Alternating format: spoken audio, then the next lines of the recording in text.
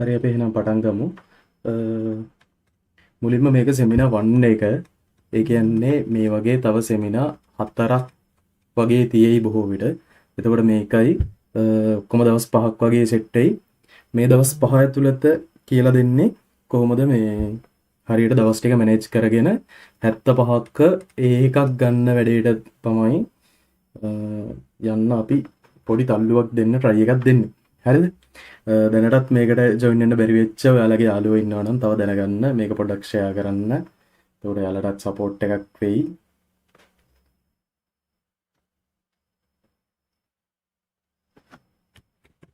හරි ළමයි. IT කියන්නේ ඇත්තටම පට්ට ලේසි සබ්ජෙක්ට් එකක් ඕගොල්ලන්ට ඔය තියෙන සබ්ජෙක්ට් එක. එතකොට මේකෙදි ඒකක් ගන්න එක මහ දෙයක් නෙවෙයි. අනිත් ඒවත් එක්ක බලද්දී ඔයගොල්ලන්ට ලේසියෙන් මේ වැඩේ ගොඩ දාගන්න පුළුවන්. මේකදී අපි මුලින්ම දැන් මේ තියෙන දවස් ටිකත් එක්ක කවුරු හරි වැඩ ඒ කියන්නේ මුකුත්ම වැඩක් කරපු නැති එක්කෙනෙක් ඉන්නවනම් මුළු සිලබස් එකම අල්ලන්න යන්න ඕනේ නැහැ ඇත්තටම. ඒකක් ගන්න. ඒ කියන්නේ ලකුණු 75ක් ගන්න හිතන්න ඕනේ නිකන් සිලබස් එක ඔයගොල්ලන්ගේ මෙහෙම එකක් කියලා. ඔයගොල්ලෝ දන්නවද පේපර් එකට ලකුණු කීයක් දෙනවද කියලා? ඒ කියන්නේ ඔයගොල්ලෝ ලියන්න බලාපොරොත්තු වෙන O level පේපර් එකට ලකුණු කීයක් දෙනවද? ප්‍රශ්න පත්‍රය කොහොමද හැදෙන්නේ කියලා මුලින්ම කතා කරමුකෝ. එතකොට එක පත්‍රය කියලා එකක් තියෙනවා, දෙක පත්‍රය කියලා එකක් තියෙනවා. පළවෙනි පත්‍රයට ලකුණු 40යි, දෙවෙනි පත්‍රයට ලකුණු 60යි. හරිද? එතකොට අපේ සිලබස් එක හැදිලා තියෙන්නේ සම්පූර්ණ ලකුණු 120කට. හරිද? 120ක් ගන්න පුළුවන්. චුට්ටක් ඉන්න. සම්පූර්ණ සිලබස් එක කරන කෙනෙක්ට ඕනනම් පුළුවන් ලකුණු 120ක් ගන්න. ඒත් 120ක් දෙන්නේ නැහැ 100න් ලකුණු දෙන්නේ. එතකොට අපිට අතාරින්න පුළුවන් 100න් අපි දැන් ඒකක් ගන්න ඕන 75යි. හරිද? ඒ කියන්නේ අපිට මේ 120න් 120ක් 100ක් ඕනේ 75ක් තිබ්බනම් ඇති. හරිද? එතකොට මෙතන 75 හැදෙන්නේ පාඩම් ටික මම කියන්නම්. ඔයගොල්ලෝ දන්නවද දන්නේ 10 වසරේ තියෙනවා පාඩම් 9ක්. ඊට පස්සේ 11 වසරේ තියෙනවා පාඩම් 6ක්. ওই පාඩම් 15න් තමයි මෙතන මේ ලකුණු ටික හැදෙන්නේ. හරිද? මෙතන එතකොට මම මේ කොටස් 1 2 3 4 5 6කට බෙදලා තියෙනවා.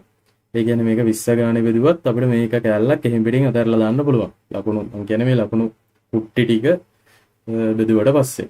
හරිද? ඊට පස්සේ අපිට තව කැලලක් ඕන නම් අයින් කරලා දාන්න පුළුවන්. ඒත් එතකොට අපිට මෙතන 80ක් තියෙනවා. හැබැයි මේ 80 අපිට 80න් 80ම ගන්න බෑනේ. ඒ කියන්නේ සාමාන්‍යයෙන් ඔයගොල්ලෝ දන්නවා අමාරු පාඩම් තියෙනවා. 11 වසරේ තියෙන ප්‍රෝග්‍රෑමින් එකේම සාමාන්‍ය සම්පූර්ණ ලකුණ ගන්න අමාරුයි. හරිද? ඒ වුණාට අපිට සම්පූර්ණ ලකුණ ගන්න පුළුවන් පාඩනුත් තියෙනවා ඒ අතර. අපි ඒ ටික කොහොමද හරියට මැනේජ් කරගෙන යන්නේ කියලා තමයි මේ දවස් ටිකේ කියලා දෙන්නේ. එතකොට මේ පාඩම් ටික මම දාගත්තා. ඉන්න මම ඒක ඕපන් කරගන්නම්.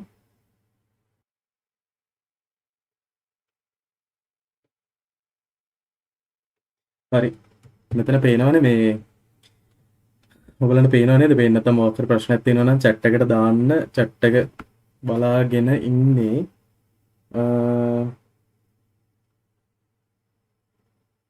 හරි. මෙතන එතකොට මේ 10 වසරේ තියෙන පාඩම් 9 තමයි මේ ටික. එතකොට මෙතන මේ පළවෙනි එක තියෙන්නේ ICT කියලා එකක්. ඒ කියන්නේ මේ තොරතුරු හා sannivedana තාක්ෂණය කියලා. ඔගේ අර input output ඊට පස්සේ process අන්නේ ඒ දේවල් ටික තියෙන එක. ඕකෙන් ළමයි ලකුණු 3යි එන්නේ. හරිද? මෙතන මේ රතු පාටෙන් දාලා තියෙන්නේ මේ එන ලකුණු ගාන. ඊට පස්සේ මේ දෙවෙනි පාඩමෙන් ලකුණු 7යි, ඊට පස්සේ තුන්වෙනි පාඩමෙන් 7යි. ඔය වගේ ලකුණු ටිකක් තමයි එන්නේ. ඕගලන්ට පේනවා ඇති එතකොට මෙතන තියෙනවා වැඩියෙන් ලකුණු හම්බෙන පාඩම් ටික. ඒ කියන්නේ මම මේකෙන් highlight කරන්නම්. මෙතන database පාඩම ගත්තාම 14ක් තියෙනවා. අපේ ඉන්නේ. ඊට පස්සේ මෙතන Excel පාඩම ගත්තොත් 14ක් තියෙනවා. 14ක් කියන්නේ ගිය අවුරුද්ද පේපර් එක බැලුවොත් 14ක් ආසන්න වශයෙන් 13ක්. ඒ කියන්නේ අපිට ඒක පොඩි වෙනස් වෙනවා. සාමාන්‍යයෙන් ওই වගේ ගාණක් යන්නේ. හරිද? ඊට පස්සේ 11 වසරේ ප්‍රෝග්‍රෑමින් ගත්තොත් මෙතනින් ලකුණු 20ක් තියෙනවා. හරිද? ඊට පස්සේ තව මෙතන අටේ කෑලි එහෙම ටිකක් තියෙනවා බලා ගන්න පුළුවන්. හරිද? දැන් අපි කරන්නේ මෙතනින් තියෙන පාඩම් ටිකක් තෝරගෙන අපිට අර ලකුණු ටික හදාගන්න එකනේ. දැන් මම මෙහෙම කරනවා. හරිද? මෙතන Excel පාඩම ගමුකෝ. Excel එක තියෙනවා. ඊට පස්සේ Excel එක තියෙනවා. Excel එකෙන් ලකුණු 14ක්. ආසන්න වශයෙන් ගිය අවුරුද්දේ නම් 13ක්ද කොහෙද තිබ්බේ. ඒ කියන්නේ අර සම්පූර්ණ ප්‍රශ්නෙට ලකුණු 10යි. ඊට පස්සේ MCQ 3ක් විතර එනවා. ඒ වගේ ඒ කියන්නේ Excel ඉගෙන ගත්තත් අර Excel එකේ තියෙන ඉන්ටර්ෆේස් එකෙන් ගන්න පුළුවන් තව ලකුණු ටිකක් තියෙනවා. ඒවත් එක ගත්තොත් නම් 14ට වැඩි. මේ සාමාන්‍යයෙන් ඒ කියන්නේ normal ගත්තාම 14ක්. හරිද? ඊට පස්සේ database පාඩම. database එක ගත්තත් 14යි. ඊට පස්සේ මෙතන programming එක ගත්තොත් ඒක පොඩ්ඩක් උඩින් දා ගන්න. ඕකෙන් 20ක් ගන්න පුළුවන්. ඊට පස්සේ මේ හරි මෙතන programming ගත්තත් programming වලින් 20ක් එනවා. ඊට පස්සේ Excel වලින් 14යි, database වලින් 14යි. ඊට පස්සේ මෙතන මේ internet and networking කියලා පාඩමක් තියෙනවානේ. ඒකෙන් ලකුණු 8ක් එනවා. ඊට පස්සේ HTML පාඩමෙන් 8ක් එනවා. මේ ICT and society කියන්නේ මේවා නිකන් ගෙදර ඉඳන් අරන් යන්න පුළුවන් ලකුණු කටපාඩම් කරන් යන්න ඕනේ. හරිද? එතකොට මෙතන මම internet and networking පාඩමයි HTML පාඩමයි දෙකම එකට එකතු කරනවා.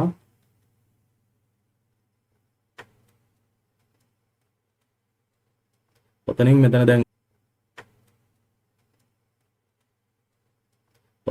දැන් ලකුණු 8යි මේ HTML එකයි මේ මල්ටිමීඩියා එකත් ඒකත් එක්කම යවා ගන්න පුළුවන්. එතකොට ලකුණු සාමාන්‍යයෙන් 8 3ක් 24යිනේ. අපි හිතමු ඔකට සාමාන්‍ය ලකුණු 20ක් දාගමුකෝ. එතකොට මෙතන එකතුව කීයද? සාමාන්‍ය වශයෙන් 20යි 40යි 40යි මෙතන 54යි 58යි 68යි. මේ ලකුණු ටිකෙන් ළමයි ලකුණු 68ක් ස්කෝර් කරගන්න පුළුවන්. ඒ කියන්නේ 100. හරිද? 100න් 68ක්. 100න් 68ක් අපි කරගන්න ඕන පාඩම් ටික මේවා විතරයි. මම මේ නම්බර් එක මාක් කරන්නම්. database එකයි, Excel එකයි, ඊට පස්සේ HTML එකයි, internet එකයි, මේකයි, programming එකයි. හරිද? දැන් මම ওই ටික ලකුණු කරාට ওই ටික සම්පූර්ණයෙන් දැන් programming වගේ පාඩමක් ගත්තාම ඔගේ සම්පූර්ණ ලකුණු 20ම ගන්න ඒක ටිකක් අමාරුයි. අමාරුයි කියන්නේ ගන්න පුළුවන් ටික සාමාන්‍යයෙන් මුලින් ඉඳන් වැඩ ටික කරගෙන ආව කෙනෙක් නම් ওই 20 ගන්න එක මහා ගේමක් නෑ. හරිද? ඒත් දැන් මම කියන්නේ මේ කාලේ පටන් අරන් කරගන්න කෙනෙක්ට ওই 20 ටිකක් ගන්න අමාරුයි. හරිද? ඒත් දැන් මේ Excel වගේ පාඩම් දෙනවනේ. ඔය මෙතනින් ගන්න තියෙන 14 හෝ 13ක් කියමුකෝ. 14 13 උග අනිවාර්යෙන් සම්පූර්ණ full marks ගන්න පුළුවන්. හරිද? ඊට පස්සේ මෙතන database එකත් full marks කිට්ටු වෙන්න ගන්න පුළුවන්. ඊට පස්සේ HTML මේ ටික කරගන්න පුළුවන්. මේ ටික අවුලක් නැහැ. එතකොට මෙතනට අපි දැන් ලකුණු 68ක් හදාගෙන තියෙනවා.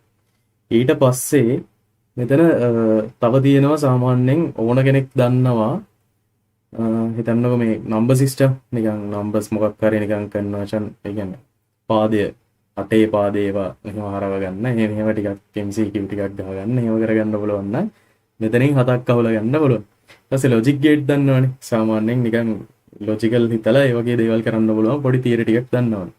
ඊට මේ ඔපරේටින් සිස්ටම් දන්නවනම් ඒ වගේ පොඩි ලකුණු ටිකක් මේවා එහෙම හිතලා ලියන්න තියෙන්නේ ICT and society කියන එක. ඒ කියන්නේ ඔය තියෙන ලෙඩ ගැන ඊට පස්සේ අපි කොච්චර ඒ කියන්නේ සාමාන්‍යයෙන් අර කම්පියුටර් ස්ක්‍රීන් එක පාවිච්චි කරද්දී කොච්චර දුරක් තියාගන්න ඕනද ඔය වගේ පොඩි දේවල් ටිකක් තියෙනවා. හරිද?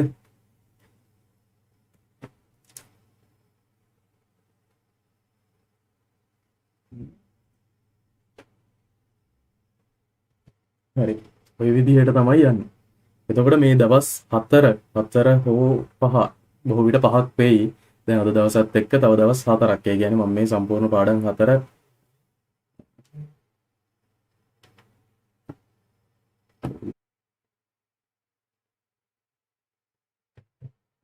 හරිද? එතකොට මෙතන මේ දවස් 5ක් කරනවා කියලා කිව්වේ. මේ දවස් 5 මෙතන දැන් 4ක් තේනවනේ. මෙතන මේ 4 මම ටිකක් ලොකුවට කරනවා ඒ දවස් ටික. දැන් අද දවසේ කරන්න බලාපොරොත්තු වෙන්නේ ප්‍රෝග්‍රෑමින් නෙවෙයි Excel. හරිද? එතකොට database දවසක් දාගෙන කරනවා, internet දවසක් දාගෙන කරනවා, internet HTML මේ තුනම multimedia කියන එකත් එක්ක මේ ලකුණු ටික ගන්න කොහොමද කියලා 24ම නෙවෙයි 24න් සම්පූර්ණ ඒ කියන්නේ ගන්න පුළුවන් උපරිම ගාණක් ගන්න කොහොමද ස්කෝර් කරගන්නේ කොහොමද ඊට පස්සේ මේ ප්‍රෝග්‍රෑමින් කරගන්නේ කොහොමද මේක චුට්ටක් අමාරුයි ලොකු දෙයක් නැහැ ඇත්තටම ඔයගොල්ලෝ මේ ICT වලට මහන්සි වෙන්න ඕනේ නැහැ. අනිත් සබ්ජෙක්ට් ටික ගැන බලා ගන්න මේ දවස් ටික මහන්සි වුණොත් මේක අනිවාර්යෙන් ඒකක් ගන්න පුළුවන්. හරිද? ඊට පස්සේ අපි තව එක්ස්ට්‍රා දවසක් දාගමු. එදාට අපි කතා කරමු කොහොමද අනිත් අර යන ලකුණු ටික අහුලගන්නේ කියලා. ඒක බොහෝ විට අන්තිම දවස වගේ වෙයි. හරිද? ඒකට අද කතා කරන්නේ මේ Excel ගැන සහ තව වෙලාව තිබ්බොත් තව මොනවා හරි ටිකක් කතා කරමු.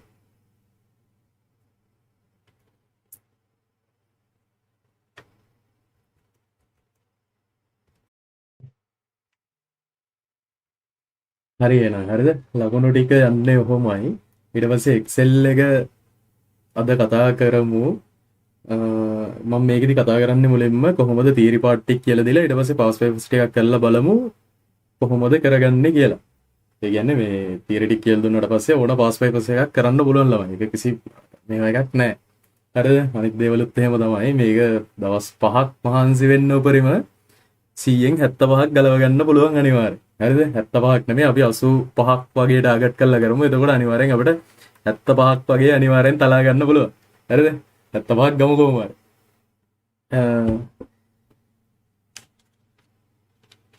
මේ ඔයාලට මොකක් හරි ප්‍රශ්නයක් තියෙනවා නම් පල්ලෙහෙන් කමෙන්ට් එකක් දාන්න.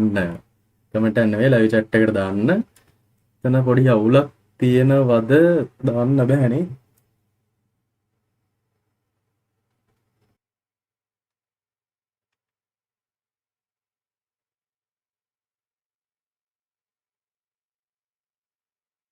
හරිද? Excel මේ පාඩමේ නම නම් තියෙන Excel කියලා නෑ. නම දෙන්නේ විද්‍යුත් පැතුරුම්පත් එහෙම නැත්නම් ඉලෙක්ට්‍රොනික ස්ප්‍රෙඩ්ෂීට් කියලා. හරිද? ස්ප්‍රෙඩ්ෂීට්. මේකෙදි මේ ගොඩක් වෙලාවට කතා කරන්නේ Excel එක. Excel එකෙත් version එකක් මට මතක විදියට 2010 වගේ තමයි අච්චුපතේ තිබ්බේ.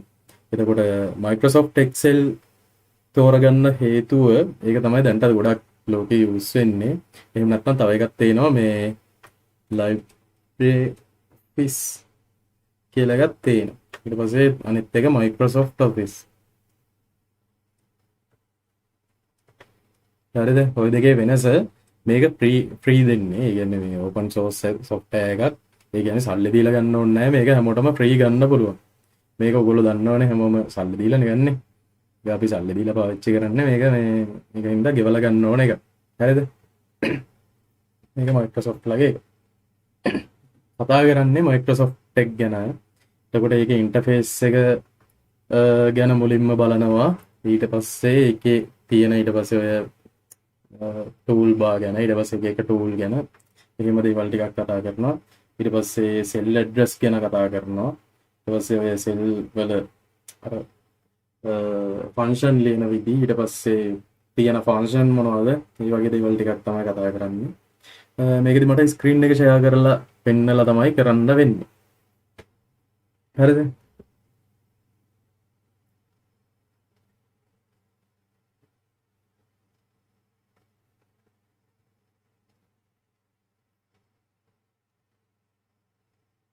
මේ මෙසේජ් එකක් ඇවිල්ලා තියෙනවා මේ අරක අර ලිව්ව එක ලියා ගන්න ඕනේ නැහැ. ඔයගලන්ට පුළුවන් ස්ක්‍රීන්ෂොට් එකක් ගහ ගන්න. මේ බැකින් එක දාන්න ස්ක්‍රීන්ෂොට් එකක් ගහ ගන්න එතකොට.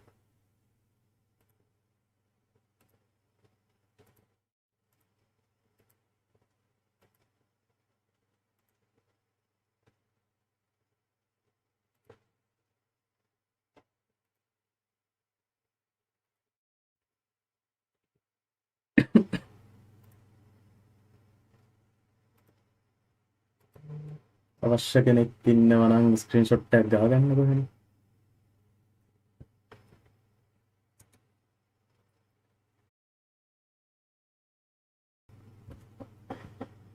හරිනේ මෙතන මේ Excel එක ගත්තාම මේකේ තියෙනවා මේ මෙතන දැන් මේ ABCD E මේ අකුරු තියෙනවා. ඒ පැත්තට කියනවා අපි කොලම් කියලා. නැත්නම් තීරු. හරිද? රෝ කියන්නේ පේලි. ඒ කියන්නේ මේ ඉලක්කම් දෙන පැත්ත මේ පේලි. මේවා පේලි ඈ පේනවා? පේන්න?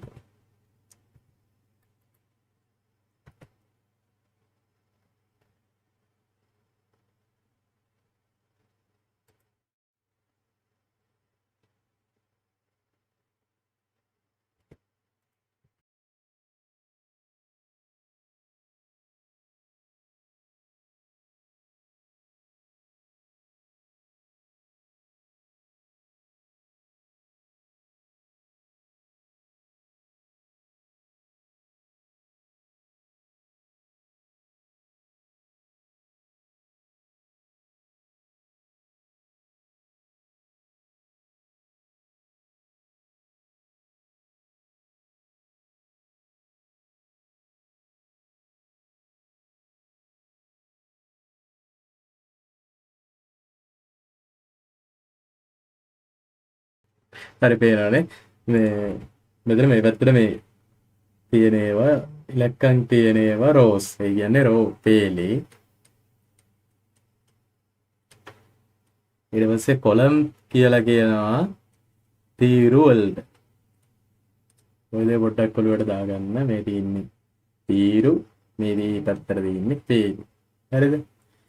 ඊට පස්සේ අපි මේ තියෙන සෙල් එකක් මේ කොටුව මේ මෙහෙම තියෙන එකට අපි කියනවා සෙල් එකක් කියලා. ඒකට සිංහලෙන් කියනවා කෝෂයක් කියලා. හරිද? ඊට පස්සේ දැන් මේ සිලෙක්ට් වෙලා තියෙන සෙල් එක කියනවනේ. අන්න ඒකට අපි කියනවා ඇක්ටිව් සෙල් එක කියලා. හරිද? ඊට පස්සේ මේකේ ඔය පොඩි පොඩි දේවල් ටිකක් තමයි දැනගන්න තියෙන්නේ. මෙන්න මෙතන උඩ තියෙන කෑල්ලට කියනවා quick access toolbar එක කියලා. ඊපස්සේ මේවා එක එක මෙනු තියෙනවා, මේ වගේ ribbon තියෙනවා. ඊපස්සේ මෙතන ඔය මේකට ෆෝමැට් කරන ඒවට කියනවා මේ හැඩසව් කරනවා කියලා කියනවා. ඔකට ඔය දාන අකුරු අනම්මනම් එක එක ඒවා එක එක විදිහට හදාගන්න පුළුවන්. මේ වගේ දේවල් එච්චර වුණ වෙන්නේ නැහැ. ඊට පස්සේ අපි මේකේ බලමු කොහොමද කෝෂ පරාසයක් ලියන්නේ කියලා. හරි. සෙල් ඇඩ්‍රස් එක. සෙල් ඇඩ්‍රස් එකක් ලියන්නේ කොහොමද කියලා බලමුකෝ. දැන් මේ මෙතන දැන් මේ ඇක්ටිව් සෙල් එක තියෙනවනේ. මේ ඇක්ටිව් සෙල් එක තියෙන කොලම් එක B. හරිද? මේක තියෙන රෝ එක 4. එතකොට මේ ඇක්ටිව් සෙල් එක ලියන්නේ අපි B4 කියලා. ඊට පස්සේ දැන් අපි තව එකක් ගමුකෝ.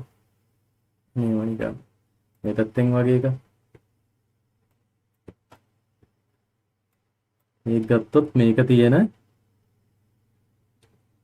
කොලම් එකෙන් තියෙන රෝ එක 6. එතකොට මේ සෙල් ඇඩ්‍රස් එක තමයි මේ සෙල් එකේ ඇඩ්‍රස් එක වෙන්නේ M6 කියන එක. හරිද?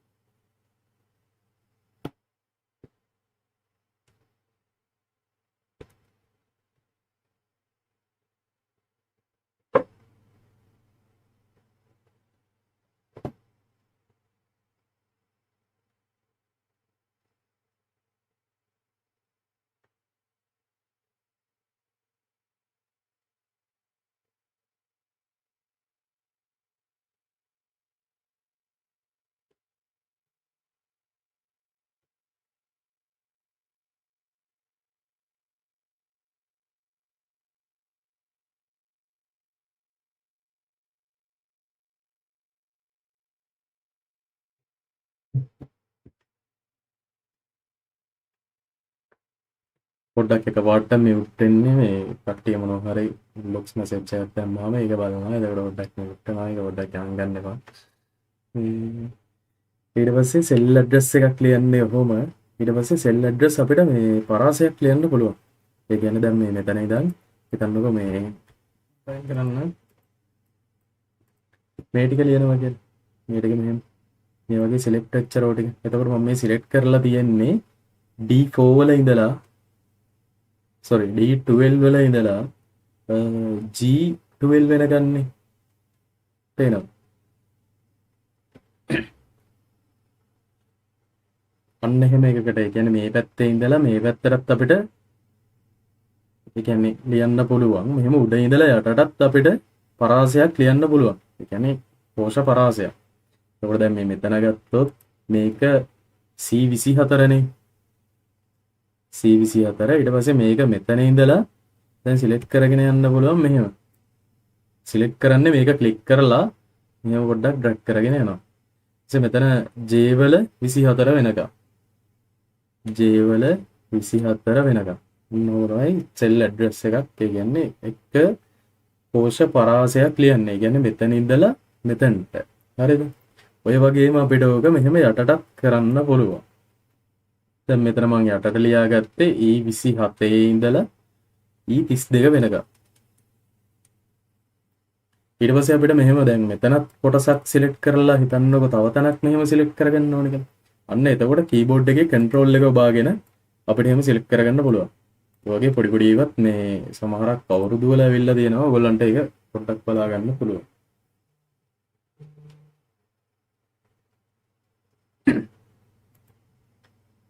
ඊට පස්සේ හිතන්නකො දැන් මම මෙතන මොකක් හරි වගේක් දාන්න. ඊට පස්සේ මෙතන මම අගයන් ටිකක් දාන්න.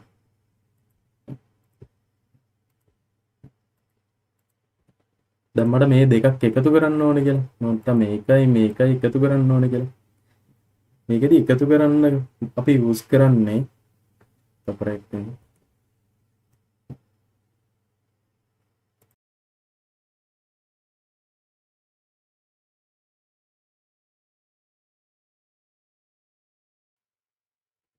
හරි. මේකෙදි මම එකතු කරන්න ගන්නවා මේකයි. හරිද? අපිට එතකොට මේ තව එකක් කියන්න ඕන. මෙතන මේ ඔයගලන්ට පේන වෙtti මෙතන fx කියලා ගත්තේ. නේද? මෙතන පේනවත් නැහැ fx කියලා. ඊට පස්සේ මෙතන තියෙනවා අපි සිලෙක්ට් කරන සෙල් එකේ තියෙන වැලියු එක. හරිද? ඕකට අපි කියනවා මේ තීරුවට කියනවා මේ ෆෝමියුලා බා එක. එහෙම නැත්නම් ෆෝමියුලා බා කියන්නේ සූත්‍ර සූත්‍ර තීරුව. හරිද?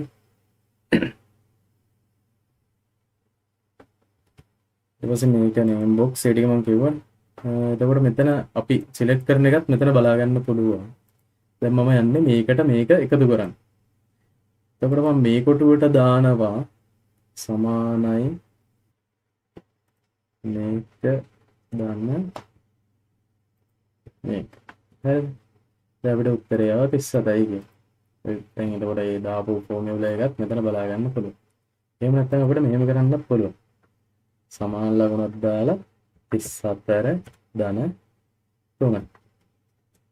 ඒත් අපිට බලා ගන්න පුළුවන් 37 කියලා. මේ ක්‍රම දෙකටම අපිට මේක එකතු කරන්න පුළුවන්. හැබැයි අපි මේ එක්සෑම් එකට ටාගට් කරලා කරද්දී අපි කරන්නේ මෙන්න මේ විදිහට. ඒ කියන්නේ අපි සෙල් ඇඩ්‍රස් එකක් දීලා ඒ සෙල් ඇඩ්‍රස් එක එකතු කරන එක තමයි කරන්නේ. මෙහෙම අපි වැලියු එක ගහලා මෙහෙම ඔය වගේ එකතු කරන්නේ නැහැ. ඔය වගේ සුළු කිරීම කරනවා අඩුයි. ඒකට මේ විදිහටම තමයි කරන්නේ.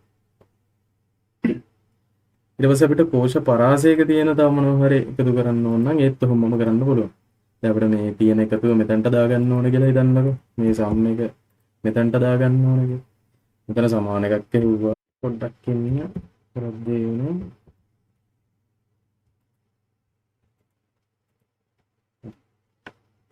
පර්සන්ට් එකක් දුන්නාම මේ ටික එකතු වෙනවා.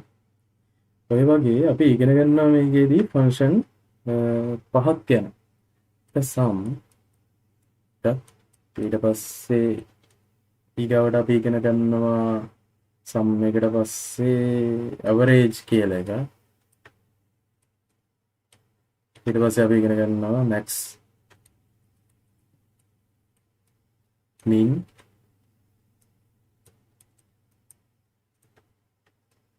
කවුන්ට්.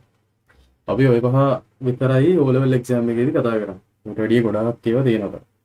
අර කන්කැටිනේට් ඒ වගේ ගොඩක් ඒවා තියෙනවා. ඒවා අපි මේකදී කතා කරන්නේ මේ පහ විතරයි කතා කරන්නේ. හරිද? නැත්තම් දැන් Excel වගේ ඒවා නම් ගොඩක් යූස් වෙනවත් අඩුයි එක්සෑම් එක නිසා මේක පොඩ්ඩක් බලන්න අතපත ගාලා යන්න. ටිකක් ලොකු ටිකක් උඩ දාගන්න පුළුවන්. හරිද? මේ පහ ගැන තමයි කතා කරන්නේ. මේ පහ කිව්වහම සම් එකෙන් කරන්නේ එකතු කරන එක. හරිද? දැන් මේ වගේ මේ කොටුවේ තියෙන ඊට පස්සේ එහෙම නැත්නම් මේ කොටුවේ තියෙන එක මේක එහෙම අඩු කරන එක. ඒ වගේ දේවල් මේ සම් එකෙන් කරන්න පුළුවන්. ඒ කියන්නේ ධන නිකිල වලින් කරනවා. ඊට පස්සේ ඍණ. දැන් මේ D1 එකේ ඒවා ඊට පස්සේ අඩු කරනවා නම් E1 එකෙන් මේ වගේ දේවල් කරන්න සමානයි සම් ගහලා ඔහොම ගහන්න. වරහන් දාන්න පුළුවන් නැත්තම් පුළුවන්. මේවා අවුලක් නැහැ. හරිද? ඊට පස්සේ එවරේජ් එකෙන් කරන්නේ මේකෙන් කරන්නේ එකතු කරනවා. මේක පොඩක් දාගන්න. ඊට පස්සේ එවරේජ් එකෙන් කරන්නේ එවරේජ් කියන්නේ සාමාන්‍යය. සාමාන්‍යය කියලා කියන්නේ දැන් හිතන්න මේකේ තියෙන 5 3 8 කියලා මෙහෙම තුනක් තියෙනවා කියලා.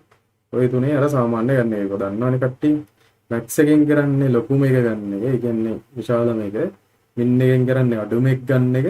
කවුන්ට් එකෙන් කියන්නේ කීයක් තියෙනවද කියලා ගන්න එක. හරිද? කවුන්ට් එකෙන් කරන්නේ දැන් මෙතන. ගන්නකෝ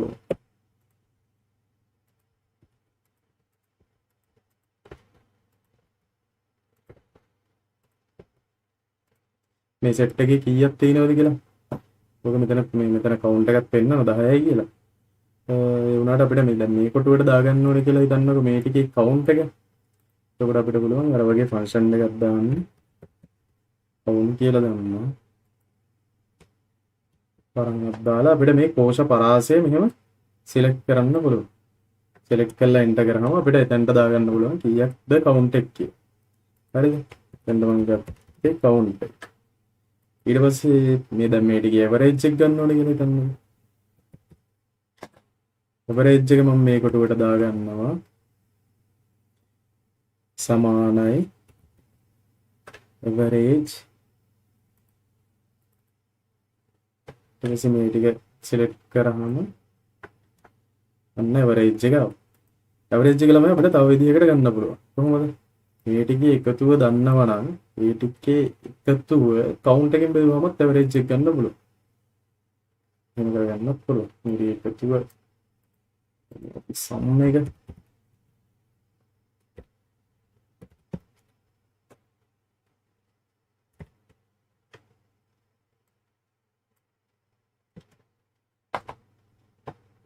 ඒක අපිට තනි එක සූත්‍රයක් විදිහට ලියලා ගන්න පුළුවන්. කැමතියි අර එක එක විදිහට කරන්න පුළුවන්. හරිද?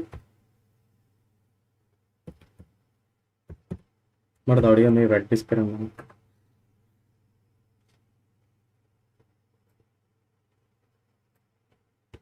ඊපස්සේ වරහන වහේ ඉස්සේ බෙදලා අපිට මෙතන මේකේ කවුන්ට් එක ගන්න පුළුවන්.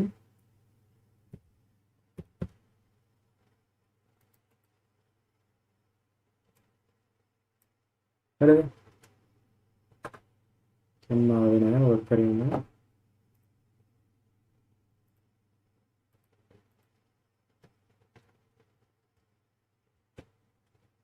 හරිද? වරහන වහලා තිබ්බේ නෑ. ඒකයි ආවේ නැත්තේ. ඔය එක එක විදිහට කොහොම ගන්න පුළුවන්. කොහොම කරත් කරගන්නේ අර ෆන්ක්ෂන් පහම විතරයි. හරිද? මින් එක ගත්තොත් ඒකත් කොහොමමයි එකම විදිය. මාර ලේසි මේක. ඉගෙන ගන්න දෙයක් නැති තරම්.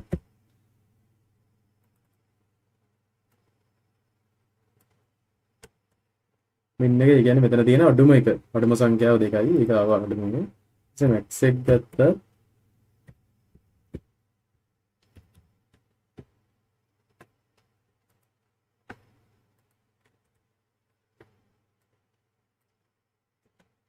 55 මෙතන තියෙන වැඩි මේක. ඒකත් අපිට එහෙම ගන්න පුළුවන්. හරිද? ඔය විදිහට තමයි ෆන්ක්ෂන් එහෙම නැත්නම් මේ ශ්‍රිත ටික තියෙන්නේ. ඒ කියන්නේ O level වලට තියෙන්නේ උත්තරයි. ඔය ටික දැනගත්තා නම් හොඳටම ඇති. ඔය ටිකෙන් ගේමක් ගහ ගන්න පුළුවන්. හරිද? ඊට පස්සේ මේ ඔය ෆන්ක්ෂන් වල තව එකක් කියන්න ඕන වැඩ ටික කරද්දි. ඊට පස්සේ අපිට එන්න පුළුවන් මෙහෙම. ඒ කියන්නේ හිතන්නකෝ සුළු කිරීම පිළිවෙලක් දැන් මැත්ස් වල නම් තියෙනවා බොඩ් මාස් කියලා එකක් මතකද? එහෙම නැත්නම් 1 බේගද්වරි හරි. ඒ කියන්නේ වරහන ඊට පස්සේ අල්ලන යන්න බෙදීම එහෙම එකක් ඔයාලට මතක ඇති. මැත්ස් වල තියෙනවා. ඒ වගේ මේකෙදි තියෙනවා අනුපිළිවෙලක්. මේකෙදි කරන්නේ මුලින්ම වරහන ඊට පස්සේ මෙහෙම දාන්නේ අර මේ සුපර්ස්ක්‍රිප්ට් එක. ඒ කියන්නේ මොකද්ද මේ බලය දානකොට මෙහෙම දානවනේ. ඊට පස්සේ ගුණ කිරීම බෙදීම දෙකම එකට ඊට පස්සේ ධන ඍණ දෙකම එකම ලෙවල් එක. හරිද? ඕක මේ උඩ ඉඳන් පල්ලෙහාට. මෙහෙම තමයි තියෙන්නේ. ඔය ටික පොඩ්ඩක් මතක තියාගන්න ඕන. ඒ කියන්නේ මොකක් හරි සූත්‍රයක් ලියද්දී ඒ සූත්‍රේ වැඩ කරන්නේ ඔහොම. ඒ කියන්නේ මුලින් වරහන ඇතුලේ තියෙන එක ඊට පස්සේ මේක ඊට පස්සේ ගුණ කිරීමක් තියෙනවා නම් ඊට පස්සේ තමයි අඩු කිරීම එකතු කිරීම වැඩ කරන්නේ. මේ දෙක කියන්නේ එකම ලෙවල් එකේ තියෙන. ඒ කියන්නේ ගුණ කිරීමක් සහ බෙදීමක් කියන දෙයක් තිබ්බොත් ඒ දෙකම එකපාර වෙනවා. ඒ දෙකම එකපාර අපි තියෙන පිළිවෙලට වමේ ඉඳන් දකුණට කරගෙන යන පිළිවෙලට එක් කරගෙන යනවා.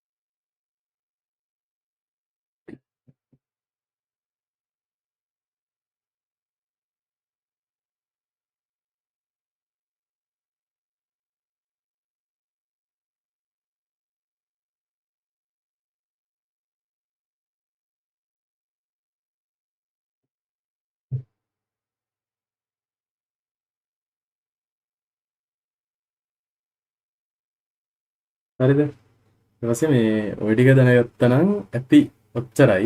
ඊට පස්සේ අපි කතා කරනවා සාපේක්ෂ කෝෂයි නිරපේක්ෂ කෝෂයි කියලා දෙයක්. හරිද? සාපේක්ෂ කියලා එකකුයි නිරපේක්ෂ කියලා එකකුයි. සාපේක්ෂ කියන්නේ රිලේටිව්, නිරපේක්ෂ කියන්නේ ඇබ්සලූට්. හරිද? සාපේක්ෂයි කියන්නේ වෙනස් වෙනවා කියන එක. කියන්න බැරි වුණානේ. තව පොඩි දෙයක් තියෙනවා. මේ සෙල් වල ගත්තාම දැන් මෙතන මම 1 කියලා ටයිප් කරනවා. මේක 2 කියලා ටයිප් කරලා මේ දෙක සිලෙක්ට් කරලා මේක මෙහෙම ඇදන් යනකොට මේකේ ඉතුරු ටික පිරෙනවා. හරිද? දැන් මේක තව එකක් මෙතන මෙහෙම 1 කියලා ටයිප් කරලා මෙහෙම ඇද්දාම මෙහෙම 1 1 කියලා පිරෙනවා. ඊට පස්සේ මෙතන තියෙන චූටි කොටුව ක්ලික් කරලා අපිට පුළුවන් මේ ෆිල් සීරීස් කියන එක දුන්නාම අර වගේ 1 2 3 එහෙම පිරෙනවා. ඊට පස්සේ අපිට පුළුවන් තව මෙතන අනිත් ඒවා ගැන වැඩක් නැහැ. මේක කොහොම තියෙන එක. හරිද? ඊට පස්සේ තව එතන මන්ඩේ කියලා ගැහුවත් නැත්නම් MON කියලා ගහලා බලමු ඒකත් එයිද කියලා. ඔව්. මේ ඉතුරු ටික පිරෙනවා. ඊට පස්සේ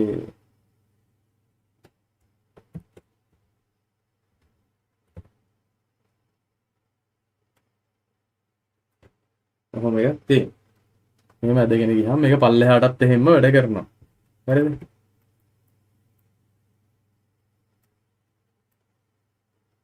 කොහොම ඒ කියන්නේ මේක Excel වල තියෙන ලේසි දෙයක් තමයි ඒක. මෙහෙම මේ අපි දැන් මොකක් හරි එකතු කරනවා කියලා හිතන්නකෝ. දැන් මෙතන අපි කලින් එකතු කරානේ. මේ එකතු කරපු එකක්. ඒ කියන්නේ මම අලුත් එකක් ගන්නවා. මෙතන දැන් අපි මෙතන තියෙනවා සංඛ්‍යාවක්, මෙතන තියෙනවා තව එකක්. මම මෙතන පොඩි ගණන් දාන්නම්. එතකොට ටිකක් ලේසියි. ඊපස්සේ මම දැන් මෙතනට එකතුව දානවා කියලා හිතන්නකො මෙහෙම.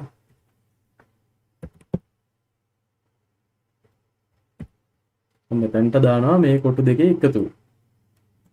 එතකොට හරියනේ 23 3 26. ඊට පස්සේ මේක මම දැන් මෙහෙම අදිනවා නම් පල්ලෙහාට මේකට මේක එකතු වෙලා මෙතනට වැටෙනවා.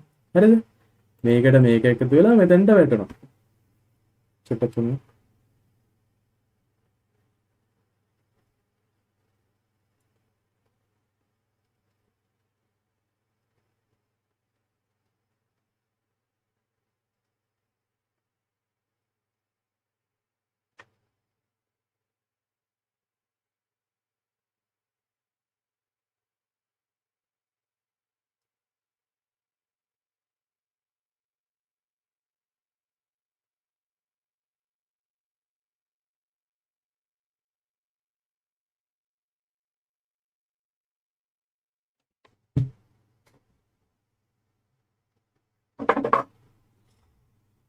හරිද? මේක දැන් මේ වගේ සීන් එකක් තියෙනවා. දැන් මෙතන මම මෙතන මේකේ එකතුව මෙතනට දාගත්තා. එතකොට මේකේ එකතුව මෙතනට ආවා. මේක මෙහෙම පල්ලෙහාට ඇද්දාම. ඊට පස්සේ දැන් අපි හිතමු තව මෙතනට මම මේ වගේ සංඛ්‍යාවක් දාලා මේක මෙහෙම පල්ලෙහාට ඇද්දාම මෙතනට එනවා. මම කලින් කිව්වනේ දැන් මෙතන අපි ක්ලික් කරාම මේ ඇක්ටිව් සෙල් එකේ තියෙන එක දාපු ෆෝමියුලා එක මෙතන පේනවා. හරිද? දැන් මේ මෙතන පේනවා මේ දාලා තියෙන ෆෝමියුලා බයි එකේ ෆෝමියුලා එක පේනවා. එතකොට මෙතනක් තියෙනවා මේක. මෙතන ගානට මේක C8 එකයි D8 එකයි වැටිලා. මෙතන ගානට C9 එකයි D9 එකයි වැටිලා. ඔය වගේ කොහොම වැටෙනවා. එතකොට ඔය වගේ ඒව කරන්න තමයි අපිට අර සාපේක්ෂ එකයි මේ නිරපේක්ෂ එකයි ඕන වෙන්නේ.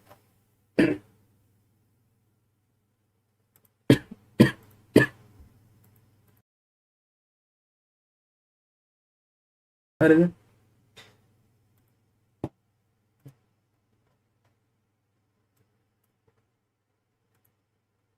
සාපේක්ෂ එකයි නිරපේක්ෂ එකයි.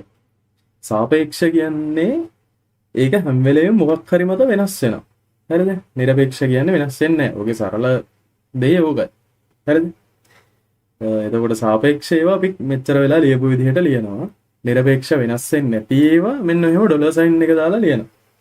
එච්චරයි. ඒ කියන්නේ නිරපේක්ෂ ගොඩක් වෙලාවට යූස් කරන්නේ මොකක් හරි නියතයක් වගේ එකක් පාවිච්චි කරනවා නම් මෙතන. ඒ කියන්නේ හිතන්නකෝ දැන් මෙතන තියෙන සංඛ්‍යාවක් දැන් මෙතන මොකක් හරි එකක් තියෙනවා නියතයක්. මේක කොන්ස්ටන්ට් එකක් නියතයක් කියලා හිතන්නකෝ. මෙතන තියෙන නියතය මේ වගේ පේලියක් තියෙනවා. මේ පේලියේ තියෙන මේ ඔක්කොගෙම වැඩි කරලා දාන්නවා. එතකොට මෙතන මෙහෙම ඉලක්කම් ටිකක් කොහොම තියෙනවා මේ ටිකෙන් මේක වැඩි කරලා දාන්න. එතකොට අපි සූත්‍රය දාද්දී අපි දාන්නේ මෙතන ඩොලර් සයින් එකත් එක්ක මෙතන සෙල් එකේ ඇඩ්‍රස් එක. ඒ කියන්නේ දැන් සෙල් එකෙත් මං කියවනේ කොලම් එක වෙනම තියෙනවා රෝ එක වෙනම තියෙනවා. එතකොට කොලම් එක තමයි මේ අකුරෙන් කියන්නේ රෝ එක තමයි ඉලක්කමෙන් කියන්නේ. දැන් මේකෙදි මේක තියෙන්නේ මෙතනම නම් හැම වෙලෙම මේකේ කොලම් එක වෙනස් වෙන්නෙත් නැහැ රෝ එක වෙනස් වෙන්නෙත් නැහැ. එතකොට කොලම් එකට ඉස්සරහෙන් කොලම් එකේ අකුරට ඉස්සරහනුත් අපි මේ ඩොලර් සයින් එක දානවා. රෝ එකේ ඉලක්කමට ඉස්සරහනුත් මේ ඩොලර් සයින් එක දාන්නවා. ඒ කියන්නේ ඩොලර් සයින් එක දාලා ඊට පස්සේ 26ට කලින් ඩොලර් සයින් එක දාන්නවා. නිරපේක්ෂ සෙල් එකක්. ඒ කියන්නේ ඇබ්සලියුට් එකක් නම් ඒක පෙන්වන්නේ කොහොම. ඒ කියන්නේ නියතයක් නම් අපි ඒක කොහොම ලියන්නේ. එතකොට සමහරක් වෙලාවට හිතන්නකෝ දැන් මේක හැම වෙලේම කොලම් එක ඒ කියන්නේ මේක යට එක මේක මෙහෙම තියෙනවා කියලා. එතකොට මේක හැම වෙලේම වෙනස් වෙන්නේ මේ රෝ එක විතරයි. ඒ කියන්නේ රෝ නම්බර් එක විතරයි කොලම් එක වෙනස් වෙන්නේ නැහැ. ඒ කියන්නේ F කියන එක වෙනස් වෙන්නේ නැහැ. මේ අංක ටික විතරයි වෙනස් වෙන්නේ. අන්න එතකොට අපිට දාන්න පුළුවන් ඩොලර් සයින් එක දාලා F එකක් දාලා ඊටු ටික මෙතන 26 නම් එහෙම. ඒක එහෙම දැම්මහම ඊටු ටික යටට එනවා F එක වෙනස් වෙන්නේ නැහැ. එහෙම එකක් තියෙනවා. ඒ කියන්නේ මේක අපිට දාපු සූත්‍රය අපිට පුළුවන් නේ කොපි කරලා හෙට මෙහෙට දාන්න. අන්න එතකොට තමයි ඒක යූස් වෙන්නේ. ගණනක් හදද්දී ඒක මම මේ දැන් පාස් පේපර්ස් ටික බලමු අපි කොහොමද කරන්නේ කියලා. එතකොට මේ ඒක තේරෙයි. ඊට පස්සේ ඉතින් Excel වල ඔච්චරයි අත්‍තරම තියෙන්නේ. ඔච්චරමයි තියෙන්නේ. තව පොඩි දෙයක් තියෙනවා. ඊට පස්සේ ඒකත් ඔය ප්‍රස්තාරය කියන්නේ දත්ත නිරූපණය කරන විදිය. ඒකෙද්දී කොටස් තුනකට අපිට කතා කරන්න පුළුවන්. ප්‍රස්තාරවල තියෙනවා තීරු ප්‍රස්තාර කියලා එකක් තියෙනවා. ඊට පස්සේ දඬු ප්‍රස්තාර කියලා එකක් තියෙනවා. රේඛා එහෙම නැත්නම් ලයින් chart අර මෙහෙම යන එකක් තියෙනවා. තීරු ප්‍රස්තාර කියලා කියන්නේ මෙහෙම අර තියෙන එක දන්නවා. දඬු කියන්නේ මෙහෙම අර බාස් පෙන්නන එක. ලයින් chart කියන්නේ අර මෙහෙම කොහොම යන එක. මෙහෙම එකක් තමයි. ඕක එක කාණ්ඩයක්. හරිද? ඕක එක සෙට් එකක්. ওই සෙට් එක කොහොමම තමයි. ඊට පස්සේ ඊගාව සෙට් එක තමයි වට ප්‍රස්තාර. මෙහෙම පයි chart කියලා කියන්නේ. ඕක හැම වෙලේම ගන්න නිකන් percentage එකක් පෙන්නන. එහෙම ප්‍රතිශතයක් පෙන්නන. එතකොට ගානේ කියලා දිනනවා නම් ප්‍රතිශතයක් කියලා අපිට ගන්න පුළුවන් මේක මෙහෙම එකක් කියලා. ඊට පස්සේ තව එකක් තියෙනවා xy යුගල විදිහට තියෙනවනේ. නිකන් අර මේක මෙතන තියෙන එක මේකේ x value එකයි y value එකයි පෙන්නන. අන්න ඒවට තියෙනවා තව ප්‍රස්තාර දාපි. ඒකට මොකද යුගල ප්‍රස්තාර හරි මොකක් හරි හැම එකක් කියනවා. ඒවත් ගානෙම දෙනවා. මොන ප්‍රස්තාර වර්ගයද කියලා තමයි ගොඩක් වෙලාවට අහලා තියෙන්නේ. දැන් කලින් පේපර්ස් බලුවා. කරන්නේ දෙයට කියමු අවුලක් නැහැ. අවුලක් තියෙනවා. තියෙනවා නම් මැසේජ් එකක් දාන්න.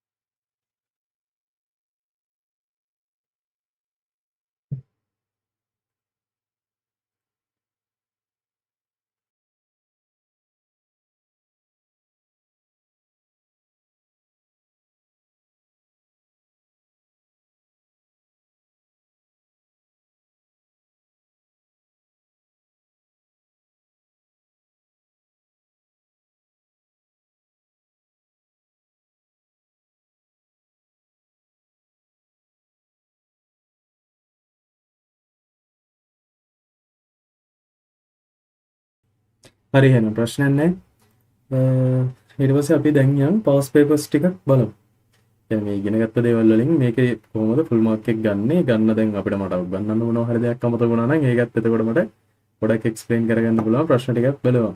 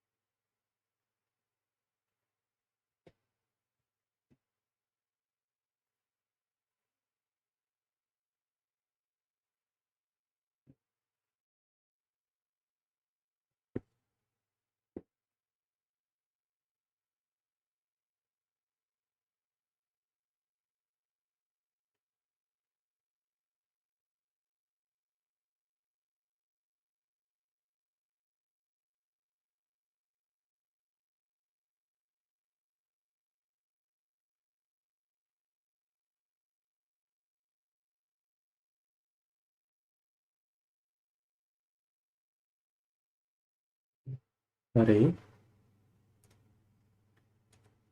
එතනදී මම ගන්නම් 2024 ප්‍රශ්න පත්‍රය.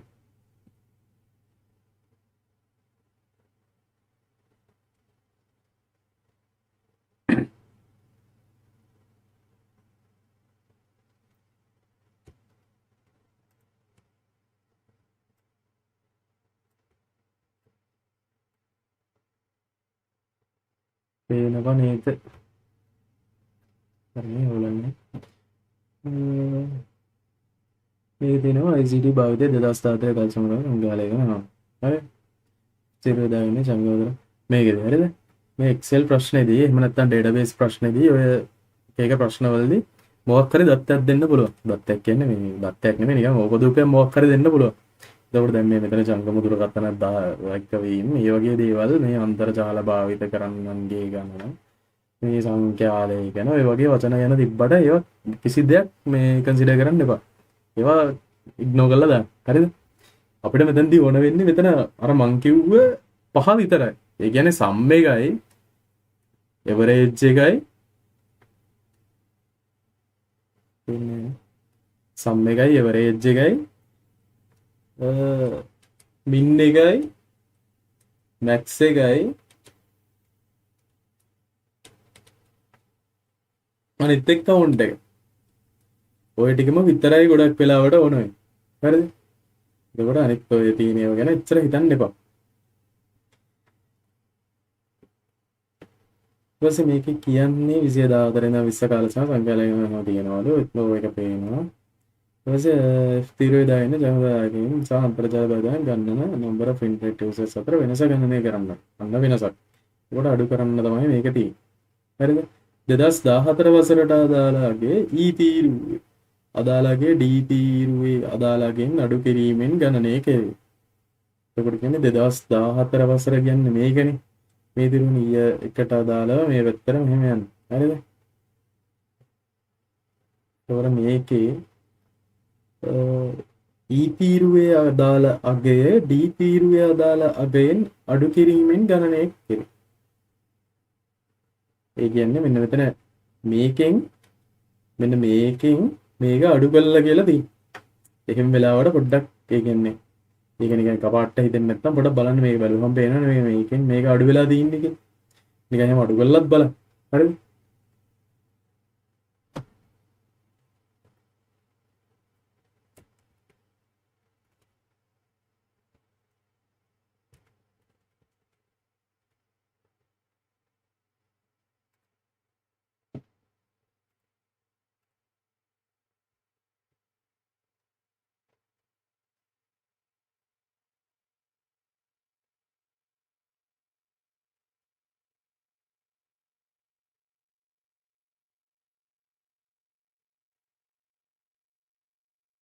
අඩු කළාත් බලන්න. ඊට පස්සේ අපි මේකේ අහන්නේ ප්‍රශ්නේ ප්‍රතිඵලය දැක්වීමට F3 කෝෂයට ඇතුළත් කළ යුතු සූත්‍රය ලියා දක්වන්න. F3 කෝෂය කියලා කියන්නේ F මේක දිගේ මෙහෙම පල්ලයට යනවා. ඔක 3 කියලා කියන්නේ මෙන්න මේක. කියන්නේ මෙතනට දාන්න ඕන මේ සූත්‍රය අහන්න. හරිද? මෙතනට දාන්න ඕන සූත්‍රය මොකක්ද එහෙනම්?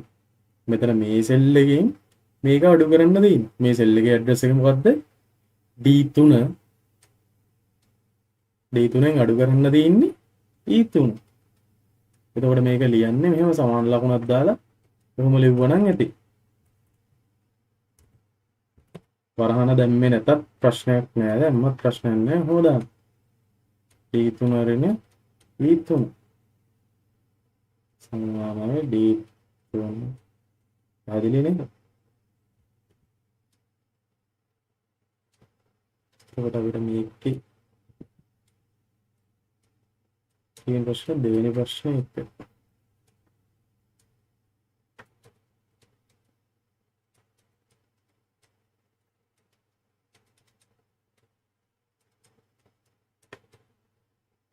ඇත්තට මේකේ ඇති දෙයක් නෑ.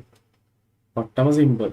නිකම්ම අරගන්න පුළුවන් ලේසියෙන්ම නිකන් ඕන කෙනෙක්ට ගිහිල්ලා මේක O level නෙවෙයි ඊට පල්ලෙහා පන්තියේ කෙනෙක්ට උනත් ගිහිල්ලා ගන්න පුළුවන් ළඟුන් ටික.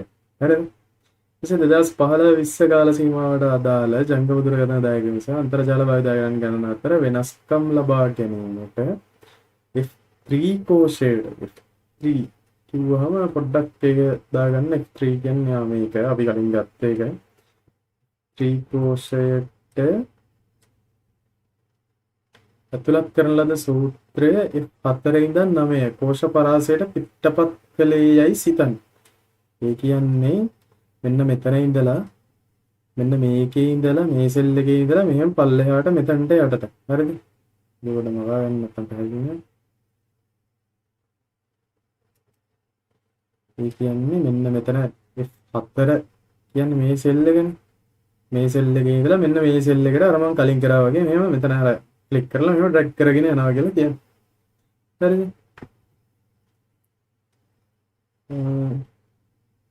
පිටපත් කළේ යයි සිතන්නේ. එවිට 2019 වසරට අදාළ වෙනස දක්වන සූත්‍රය F8 කෝෂය දක්වන සූත්‍රය 2019 වසර. ඒ කියන්නේ මේ 2019 කෙලින් තියෙන්නේ මේකනේ.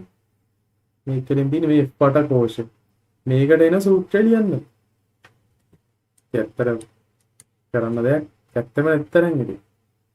F8 කෝෂයට මේකට එන්න ඕන මොකද්ද? දැන් මේකට අපි ලිව්වේ D වලින් මේ E එක අඩු කරා. D3ෙන් E3 අඩු කරා. එතකොට දැන් මේ 8යිනේ තියෙන්නේ. 8 වෙනස් වෙන්නේ නැහැ මේ පැත්තට. එතකොට මේ D8ෙන් E8 අඩු කරන්න බෑ. අන්න ඒක තමයි සූත්‍රය.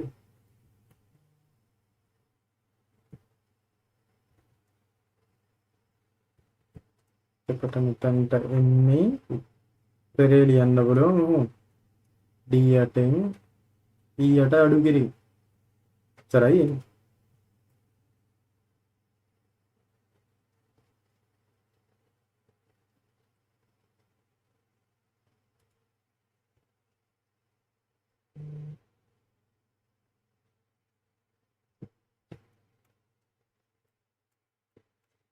හරිද? ඊට පස්සේ ඒක තවුලක් නැහැ. ඔය දෙක නිකන් ඕන පොඩි එකට තේරෙනවානේ.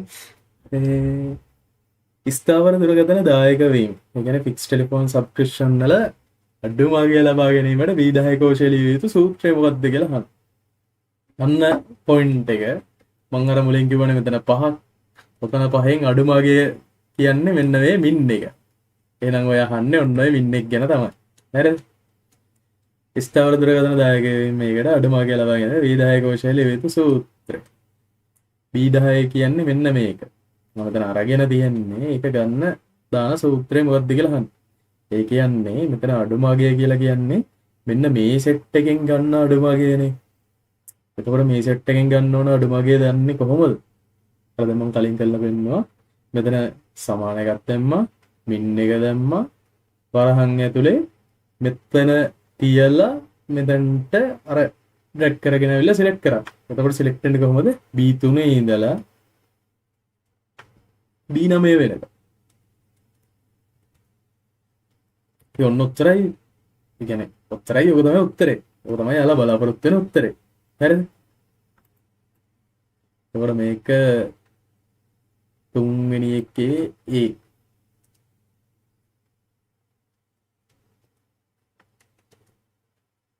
සමාන ලකුණ දැම්මා මින් B3 නේ තිබ්බේ. B3 ඉඳලා B9.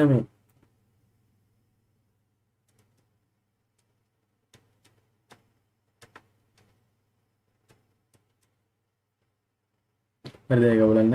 ඊට පස්සේ අපි ඊගාව බලමු. ස්ථාවර පුළුල් කලාපදායක වේ. ඔය මේ වචන දීලා තින්නේ පොඩ්ඩක් ඔයගොල්ලන්ව ටිකක් රකපන්නන්න. හරිද? ස්ථාවර පුළුල් කලාපදායක වේ ෆික්ස් බ්‍රෝඩ්බෑන්ඩ් සබ්ස්ක්‍රිප්ෂන් වල වැඩිම අගය ලබා ගැනීමට C11 කෝෂයේ ලිවිය යුතු සූත්‍රය. වැඩිම අගය. අන්න මං කිව්වා ඊගාව පොයින්ට් එක. වැඩිම කියලා කියන්නේ මොකක්ද? මෙන්න මෙතන තියෙන මැක්ස් එක. ඒ කියන්නේ දාන්න දෙන්නේ සමානයි කියලා දැම්මා මැක්ස් කියලා දැම්මා. ඒගොල්ලෝ අහන පරාසයට ඔහොම දැම්මා පරාහන වැහුවා ඔච්චරයි. බලමු අපි ඒක අහන්නේ මොකද්ද? fixed broadband subscription වල. ඒ කියන්නේ මෙතන මෙන්න මේ සෙට් එකෙන් මෙතන මෙතන highest value කියලා දාලා මේ සෙට් එකෙන් මේ දින සෙට් එකෙන් වැඩිම ගාන මෙතනට දාගන්න ඕන සූත්‍රය මොකක්ද කියලා අහන්න. මොකක්ද දාන්න ඕන සූත්‍රය? සමාන එකක් දැම්මා max එකක් දැම්මා වරහන දැම්මා මෙතන දෙන්නේ මොකද්ද? මේක B නම් මේක C නේ. C වල මෙතන ඉඳන් මේ C3 ඉඳලා C9ට අර වගේම තමයි.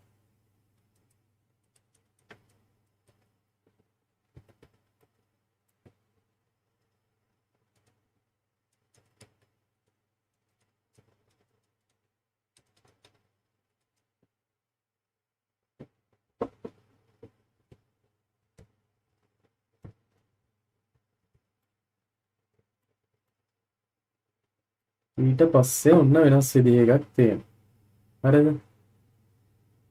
B3 F11 කෝෂ පරාසයේ සංඛ්‍යා. ඔන්න B3 F11 කියන්නේ මොකක්ද? මේක අපිට කලින් අහුන්නේ නැහැ. හරිද? B3 කියන්නේ මේකනේ. එන්න මේක.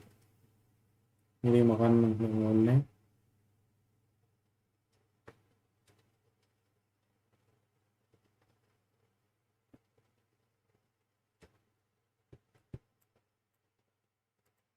B3 කියන්නේ මෙන්න මේ සෙල් එක. හරිද?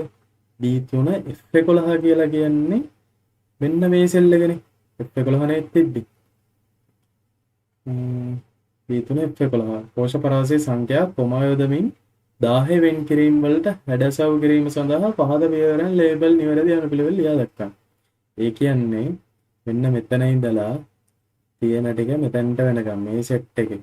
දැන් මෙහෙම සෙල් දෙකක් දුන්නාම ඒ කියන්නේ මේ සෙල් එකයි කියලා දුන්නාම මේ දෙක අතර කෝෂ පරාසය කියලා කියන්නේ හරියට නිකන් මෙතන සෙල් එකේ ඉඳලා මේ සෙට් එකම සිලෙක්ට් කරගෙන මෙතනට ආවා. ඒ කියන්නේ මෙතනලා මෙහෙම යටට වෙනකනුයි මේ පැත්තෙන් මෙතනට වෙනකම් මේ සෙට් එක. හරිද? මොකක් හරි එක දැන් අපිට මින් ඇවරේජ් එකක් දුන්නත් කොහොම පරාසයක් කොහොම දෙන්න පුළුවන්.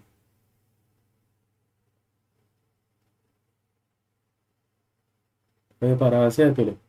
ඒ කියන්නේ මේ highlight කරපුව ඒ කියන්නේ මේ සෙල් ඔක්කොම. හරිද? ඒක පරාසය ලියන තව විදිහක් මම රතන් දියෙක් කියලා දෙන්න මම බැරි වුණා. ඒක මතක වුණා. හරිද?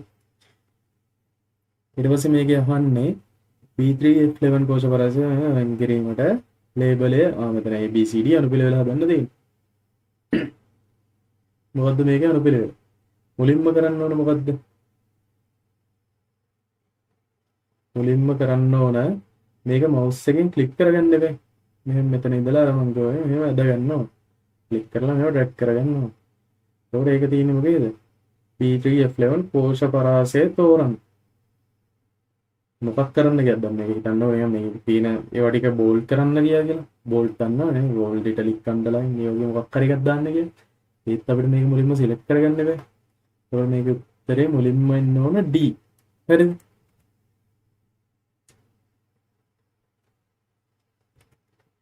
කියන්නේ මේක තමයි එකට එන්නවා.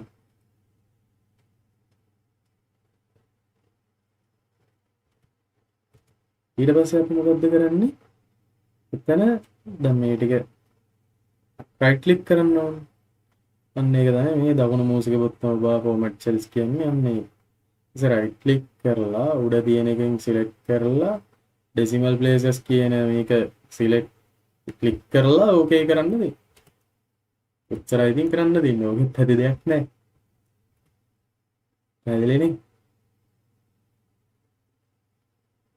එතකොට මේක එක වෙන්නේ මේක දෙක ඊට පස්සේ රයිට් ක්ලික් කරලා ඊට පස්සේ මිරින් නම්බර් පරිත්ත කියන්නේ ටැබ් එකේ තියෙන නම්බර් මේක තේරුවා.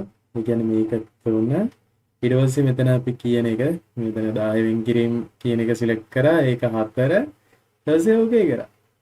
මොනක තමයි පිළිවෙල.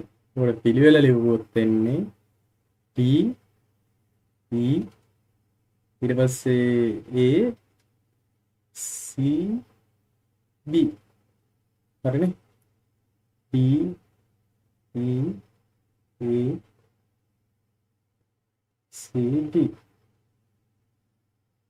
උත්තර.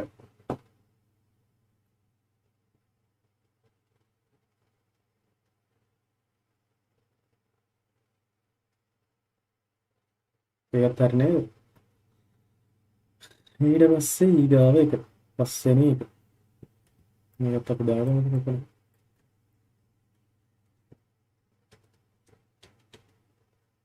උත්තරේ දාගන්න. ඊට පස්සේ යන්න මම කියන ප්‍රස්තාරය 2014-20 2014-20 කාල සීමාව සඳහා වර්ග 4කට අයත් B3 ඉඳන් E9 සැසඳීමට තීරු සහ වට ප්‍රස්ථාර අතුරෙන් කුමක් යෝග්‍ය වේද? වට ප්‍රස්ථාර ගන්නවා කියමු මොකටද? අනිවාර්යෙන් percentage එකක්. ඒ කියන්නේ ප්‍රතිශතයක් වෙන්න. හරිද? එතකොට මේවා තීරු ඊට පස්සේ දඬු ප්‍රස්ථාර තීරු ඊට පස්සේ දඬු ඊට පස්සේ රේඛා ලයින් chart ඔය තුනම ගන්නේ කාණ්ඩ වශයෙන් තියෙනවා පෙන්න. ඒ කියන්නේ එක කාණ්ඩ විදිහට තියෙනවා පෙන්න. දැන් කෙනෙක්ට හිතන්න පුළුවන් මෙතන තීරු එකයි මෙතන දඬු එකයි දුන්නා නම් මොකද කරන්නේ? එහෙම දෙන්නේ නැහැ. හරිද? ඒක අර අඳුරගන්න පුළුවන් වෙන විදිහ එකක් තමයි මම අවිල්ලා තියෙන්නේ. එතකොට මෙතන මේ තෝරගන්න ඕන මොකද්ද? මෙතන ප්‍රතිශතයක්ද තියෙන්නේ? 2014 ඉඳන් 20 කාල සීමාව සඳහා 2014 ඉඳන් 20 වෙනකම් පෙන්වන්න ලේසිම එක තමයි තීරු. මේ දෙකෙන් මොකක්ද කියලා නේද? එහෙනම් මේකත් තීරු කියලා ලියන්න තියෙන්නේ.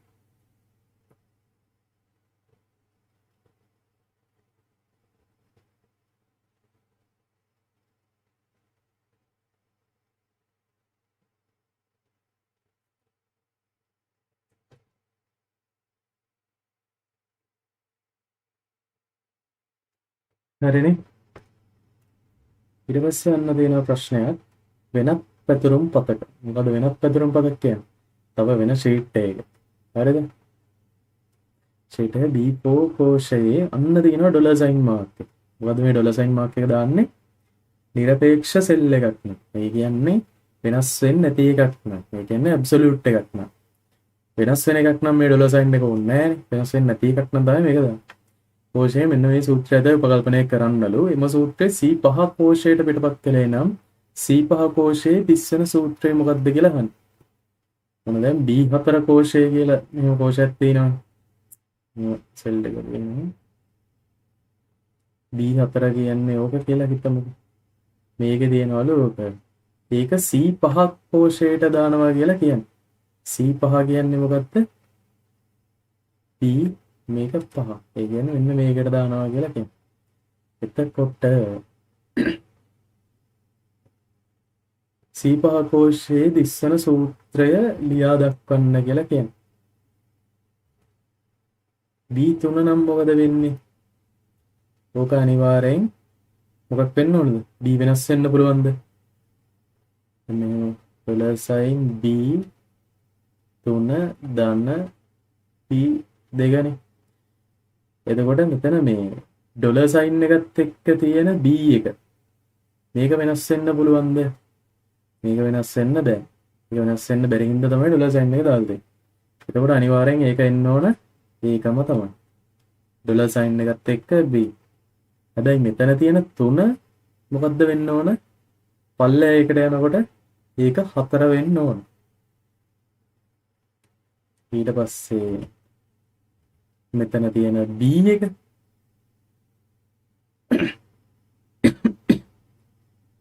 මේක ඇත්තටම මෙහෙම හිතන්න පුළුවන්. එහෙම හිතනවා නම් ලේසි. අපේ ඉන්නේ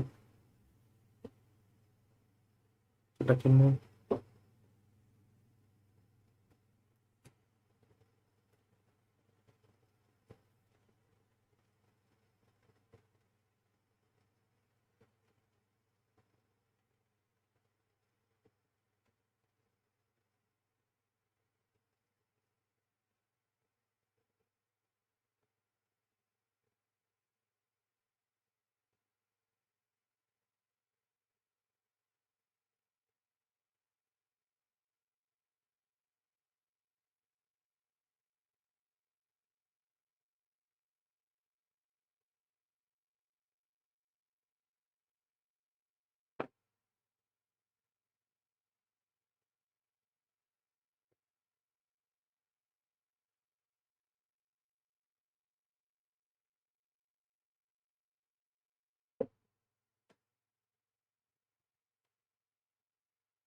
එතන මේක ඇත්තටම මෙහෙම හිතන්න. හරිද? දැන් මෙතන මෙහෙම සෙල් තියෙනවා.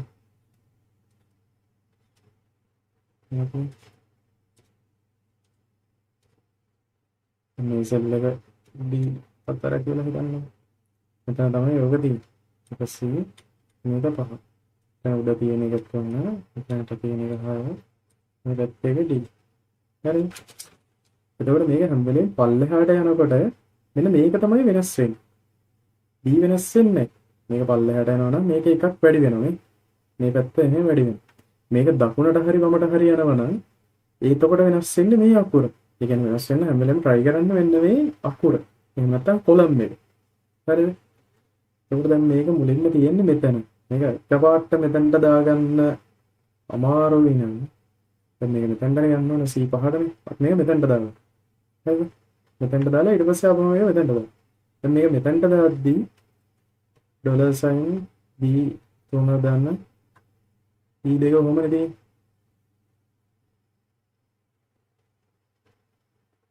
එතකොට මේක පල්ලෙහාට එද්දී D එක වෙනස් වෙන්න try කරන්නේ නැහැ. කොහොමත් මෙතන D එක වෙනස් වෙන්න බෑ ඩොලර් සයින් එකත් එක්ක තියෙන හින්දා. ඕක එතකොට B3 කියන එක එකක් පල්ලෙහාට යනවා කියන්නේ අනිවාර්යෙන් D4 වෙන්න ඕන. හරිද? ඊට පස්සේ මෙතන මේ පැත්තේ තියෙන්නේ B2ද පිට. ඔව් B2. එතකොට මෙතන B2 නේ තියෙන්නේ. මෙතන B2 මේ පැත්තට පල්ලෙහාට යද්දි මෙතන 3 තිබ්බ එක 4 වුණා. මෙතන 2 තියෙන එක 3 වෙන්න ඕන. හැබැයි B වෙනස් වෙනවද? B වෙනස් වෙන්නේ නැහැ. මොකද මේක උඩටයි පල්ලෙහාටයි ගියා කියලා B වෙනස් වෙන්නේ නැහැ. මේක වමට හරි දකුණට හරි ගියොත් තමයි B වෙනස් වෙන්නේ.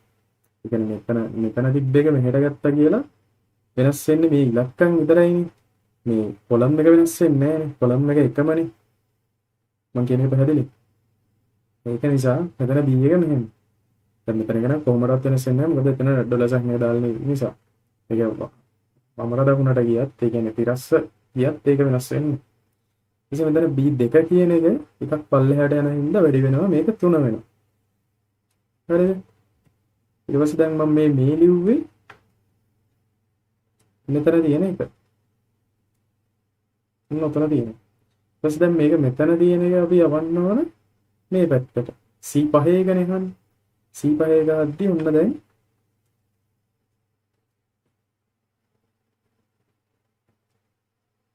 මෙතන තියෙන එක ඒ කියන්නේ B5 තියෙන එක අපි දැන් යවන්න හදන්නේ C5ට. ඒ කියන්නේ මෙතන තියෙන ෆෝමියුලා එකක් මෙතනට යවන්න හදද්දි. කියන්නේ මේක දකුණට යවන්න. ඔන්න එතකොට දැන් ඩොලර් සයින් B කියන එක කොහොමදවත් වෙනස් වෙන්නේ නැහැ. වමට දකුණට යද්දි මෙතන ඩොලර් එක නොතිබ්බනම් මේක දකුණට යද්දි C වෙනවා. වමට ගියා නම් මේක A වෙනවා.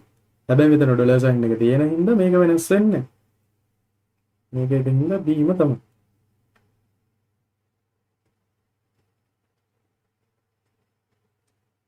ඊට පස්සේ මෙතන 4 වෙනස් වෙනවද?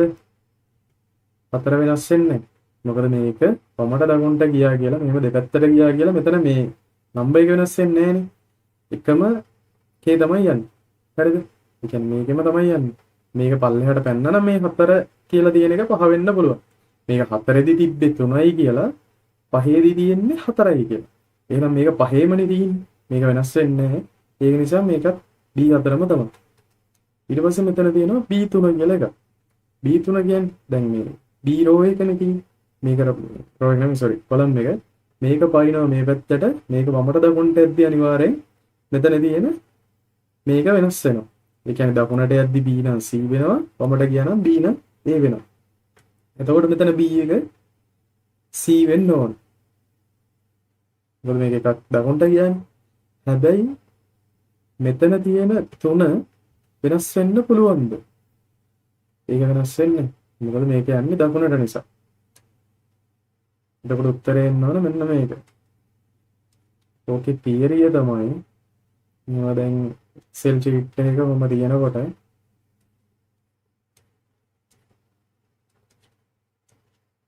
හැම වෙලේම දැන් මෙතන තියෙන ෆෝමියුලා එකක් මොකක් හරි හිතන්නකො. ඔය ෆෝමියුලා එක දැන් මේ පැත්තට තියෙන්නේ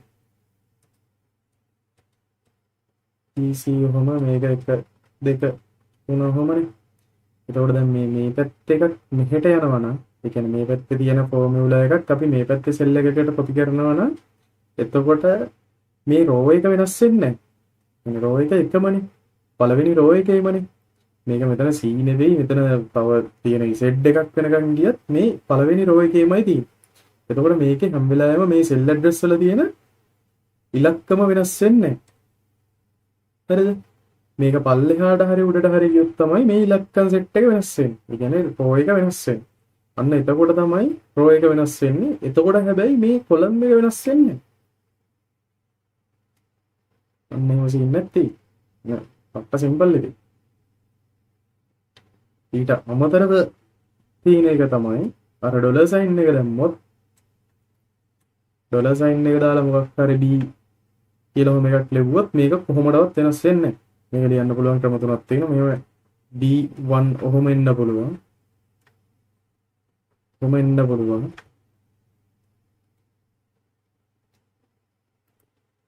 එහෙම නැත්නම් කොහොම එන්න පුළුවන් අවස්ථා තුනයි තියෙන්නේ. හරිද? මේ අවස්ථා තුනෙන් මේක පළවෙනි එකේදී මොකද්ද වෙන්නේ? මේ B එක කොහොමදවත් වෙනස් වෙන්නේ නැහැ. හැබැයි රෝ එක වෙනස් වෙන්න පුළුවන්. කොපි කරලා ඒ කියන්නේ එක තැනක තියෙන ෆෝමියුලා එකක් තව තැනකට කොපි කරත්. හරිද? මෙතන දෙවෙනි අවස්ථාවේදී කොලම් එක වෙනස් වෙන්නෙත් නැහැ, රෝ එක වෙනස් වෙන්නෙත් නැහැ. මොකද දෙකම ඉස්සරහින් මේ ඩොලර් සයින් එක තියෙන හින්දා. එතකොට මේක කොහෙට කොපි කරත් මේකම තමයි. ඒ කියන්නේ මෙහෙම තියෙන එකක් කොහෙට කොපි කරත් මොන සෙල් එකකද කියලා කොහේ සෙල් එකකට දැම්මත් දෙකටම ඉස්සරහින් ඩොලර් සයින් එක තියෙනවනම් ඒක කොහොමදවත් වෙනස් වෙන්නේ නැහැ. ඒක දෙවෙනි අවස්ථාව. අනිත් අවස්ථාව තමයි මේ කොලම් එක ඉස්සරහින් ඩොලර් සයින් එක නැහැ. රෝ එක ඉස්සරහින් ඩොලර් සයින් එක තියෙනවා. එතකොට මේකේ කොලම් එක වෙනස් වෙන්න පුළුවන්. රෝ එක වෙනස් වෙන්න බෑ. අන්න එච්චරයි සිද්ධි. එතකොට එහෙනම් මේකේ උත්තරේ ඉන්න ඕන D4යි C3.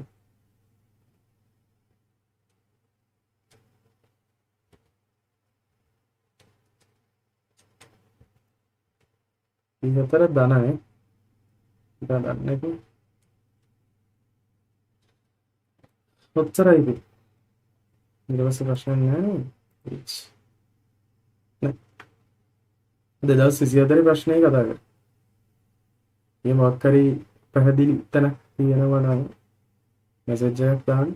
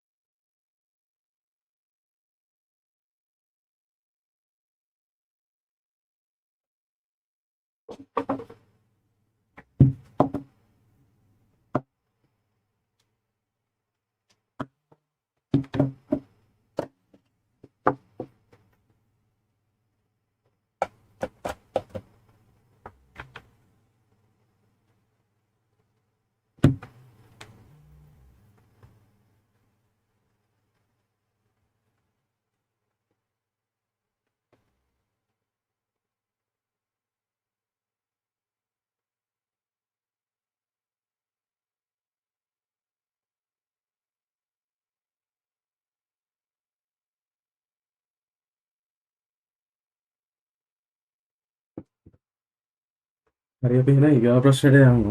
ඊගාවට අපි ගමු 2000 කීයද? 2023.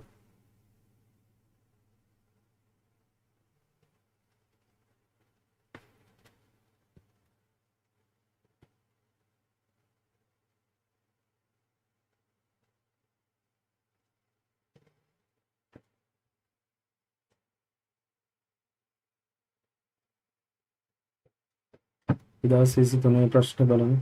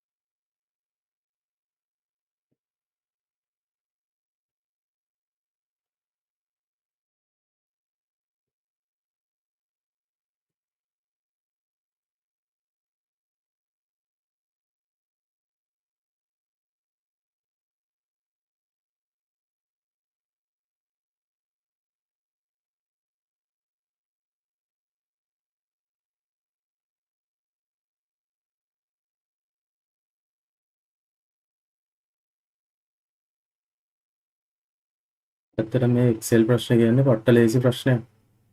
නිකම්ම ලකුණු දෙන ප්‍රශ්නයක් ඉතින්. මේ වගේ එකක් නම් ඉතින් අනිවාර්යෙන් 10න් ගන්න පුළුවන් නම් 15ක් කරගන්න අරගෙන. මම කියන්නේ මේ MCQ එකට 10යි ඊට පස්සේ ආයි තව ප්‍රශ්න බොහෝ විට ඒ කියන්නේ දැන් ගිය අවුරුදු 2024 ප්‍රශ්න පත්‍රයේ 3ක් තිබ්බා. ඊට කලින් එකේ 23 කියන්නේ මේකේ තිබ්බ 3ක් හරි 4ක් හරි. එතකොට මේ ලකුණ එන්නේ මෙතර සම්පූර්ණ 100න් 12ක් 13ක් කියන්නේ ඉතින් ලොකු ගාණක්. මොකද මේ කිසිම දෙයක් බලන්න පාඩම් කරන්න මොනවත් කරන්න නැහැ. නිකම්ම ගන්න තියෙන ලකුණක් නේ. ඒක මේ ලේසියෙන්ම ගන්න අනිත් එක අර ඉන්ටර්ෆේස් එකේ තිබ්බ quick access toolbar එක කියන එක බලන්න. වම් පැත්තේ උඩම තිබ්බ. ඊට පස්සේ ඔය menu bar ටික ඊට පස්සේ formula bar එක නැහැ. ඊට පස්සේ formatting style ටික තියෙනවනේ. මේ formatting style වල bold කිරීම ඊට පස්සේ ඔය underline italic ඊට පස්සේ bullets numbering ඔය ඔක්කොම ටික හැම එකේම එකයි. presentation එකේ ගත්තත් ඒක presentation පාඩමෙනුත් එතකොට MCQ 4ක් වගේ එන්නේ. word එකනොත් 4ක් වගේ එන්නේ. හැබැයි ඒවා කියන්නේ අර ඉතර බලන්න යන්න එපා. යන්න කලින් පොඩ්ඩක් නිකන් අතපත ගාලා ගියා නම් ඇති. MCQ ටිකක් ගහගන්නනේ තියෙන්නේ. Excel පාඩම presentation වලත් සමහරක් වෙලාවට ඇවිල්ලා තියෙනවා. word එකනොත් ඇවිල්ලා තියෙනවා. ඒ අර ලොකු දේවල් නැහැ ඉතින්.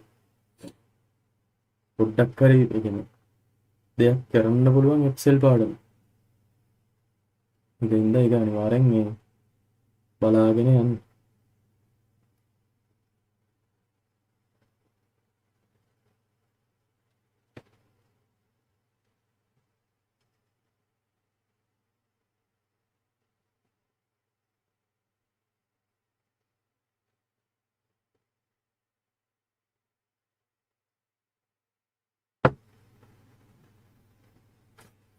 අනිත් මේ group එකේ ගොඩක් කට්ටිය ඉන්නවා කවුද කියලා දන්නේ නැහැ.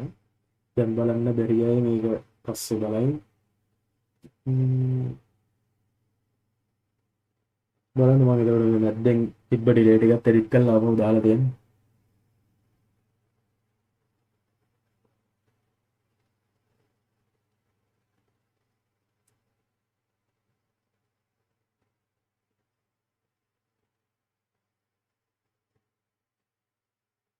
HTML එක අමාරු. HTML එක ඉතින් ඇති දෙයක් නෑ වගේම තමයි.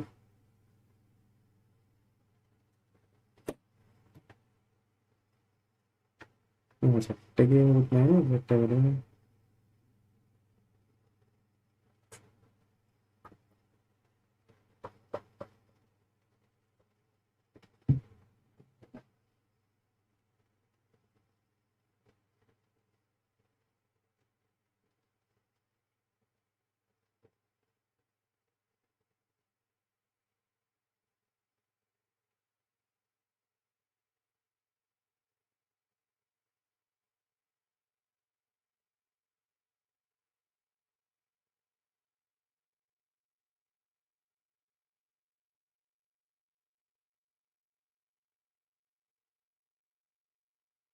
පිටරට ඉන්නත් ළමයි ඔය ලෙවල් දෙනවා.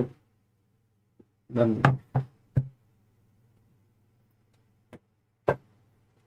23 ප්‍රශ්නේ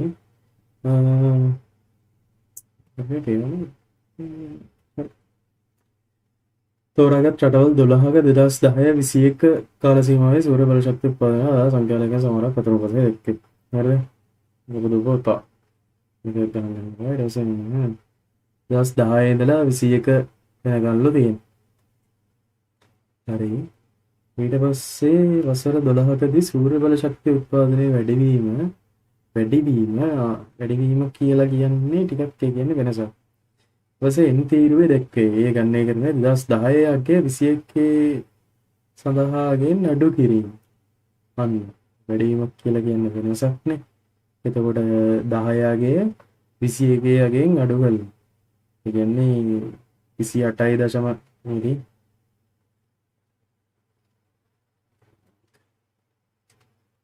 මෙන්න මේකෙන් මෙන්න මේ 0.39 අඩු කරලා කොහොමද දාලා කියන්නේ n වලටනේ n තීරුවේ දැක්කේ එන්න මෙතන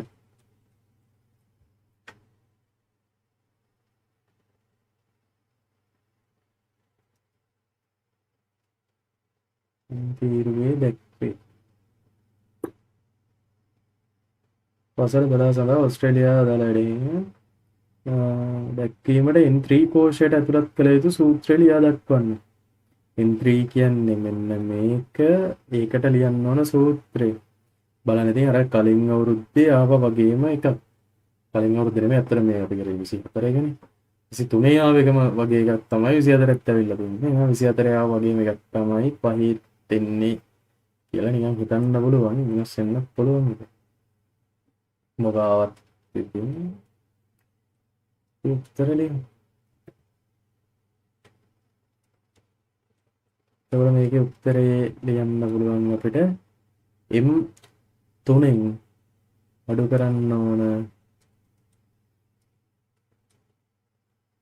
B3 හරි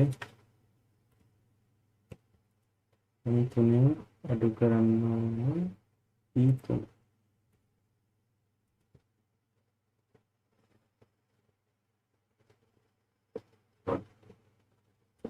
මේක මේ මෙහෙම ලියද්දී සාමාන්‍යයෙන් කෙනෙක්ට මෙහෙම ලියන්නත් පුළුවන් හරිද? මේව සමානයි සම් ඊට පස්සේ M3 පින්න P3 කොහොම ලියන්නත් පුළුවන්. මේ ප්‍රශ්නයක් නෑ. අනිවාර්යෙන් මේ මැද්දේ ඍණ ලකුණ දාන්න. එහෙම දැම්මත් අවුලක් නෑ. මේකට ලකුණු හම්බෙනවා මේකට ලකුණු හම්බෙනවා. අනිත් මේ මොකරු කැපිටල් සිම්පල් එහෙමත් ලොකු කේස් එකක් නෑ. ඒ වුණාට ඉතින් කැපිටල්ම දාන්න කැපිටල් එකකින්.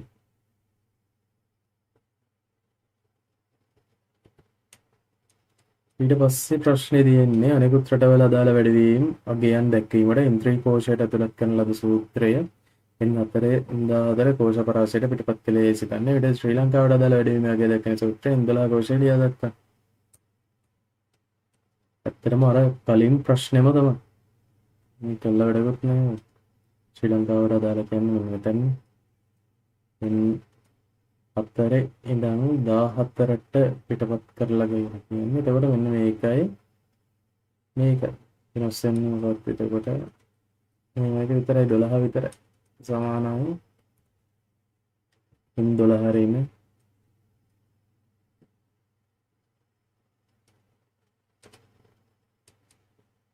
D12.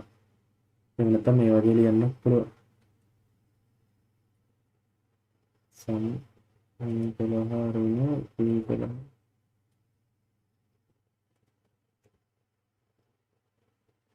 ඊට පස්සේ 2020ට සාපේක්ෂව 2021 දී සූර්ය බල ශක්තිය උත්පාදනය වැඩිවීම 2021 ඉස්සර වෙනකොට ඕකීරෝ භාවිතා කරනවා. 2020ට සාපේක්ෂව 21 ඉස්සර සාපේක්ෂව 21 සූර්ය බල ශක්තිය උත්පාදනය වැඩිවීම පෙන්වන්න ඕකීරෝ භාවිතා කරලා තියෙනවා. කියන්නේ මෙන්න මේ තීර. ඒ කියන්නේ මේකට සාපේක්ෂව මේකේ වැඩිවීම පෙන්වන්න.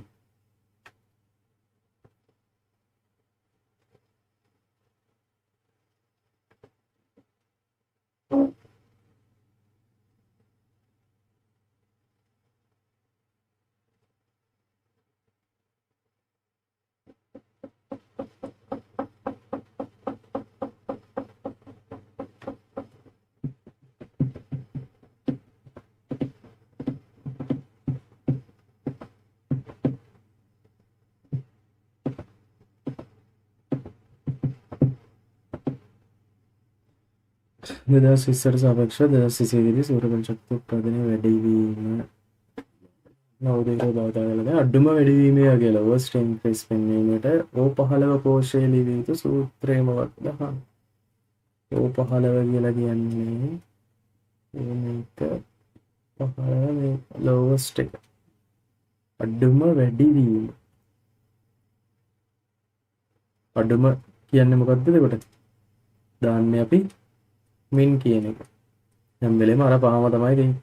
සම් එකයි, එවරේජ් එකයි, මින් එකයි, මැක්ස් එකයි, කවුන්ට් එක. ඒ පහ විතරයි. එතකොට අඩුම වැඩිවීම තියෙන්නේ මොකේද මේ? අඩුම වැඩිවීම ගන්න අපි මෙතන ඉඳලා සිලෙක්ට් කරගෙන එන්න ඕන වියට්නාම් වෙන ගන්නේ. 14. එතකොට මෙතන ඉඳලා අපි සිලෙක්ට් කරන් ආවා කියන්නේ මෙතනට වෙනකම් උත්තරේ දාන්න පුළුවන්. සමානයි මින් වරහන් ඇතුලේ O3 ඉඳලා O14 වෙනකම්. ඔක තමයි අඩුම වැඩිවීම. ඊට පස්සේ අනිවාර්යෙන් අහන්නේ වැඩිම මොකක් හරි වෙන්නේ. වැඩිම වැඩිවීමේ යගේ highest increase පෙන්වීමස පෙන්වීමට O16 කෝෂයේ ලිවිය යුතු සූත්‍රය මොකක්ද කියලා අහන්න. හරිද? O16 කෝෂ. එතකොට මෙන්න මේකේ ලියන්න ඕනේ වැඩිම මේකේ max එක.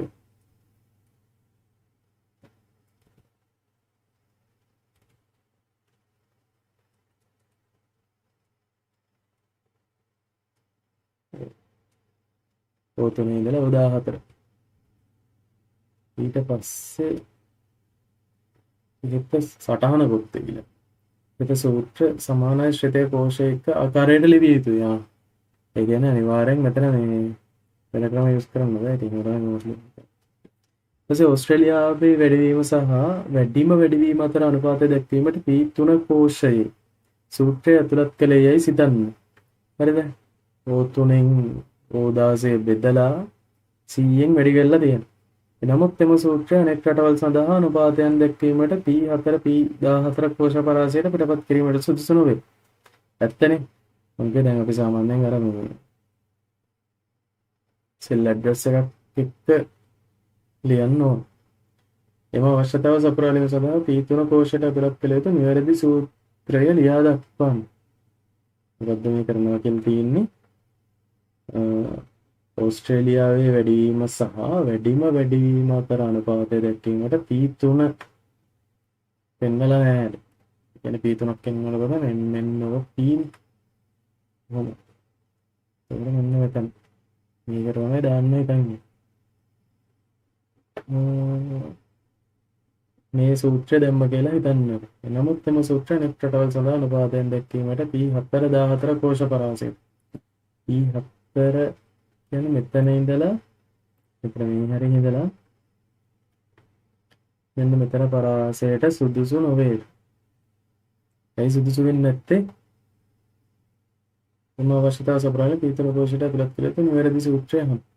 ඒ කියන්නේ මෙතනට දැන් සූත්‍රයක් දාලා ඒක අපිට පල්ලෙහාට මෙහෙම ඇද ගන්න ඕන.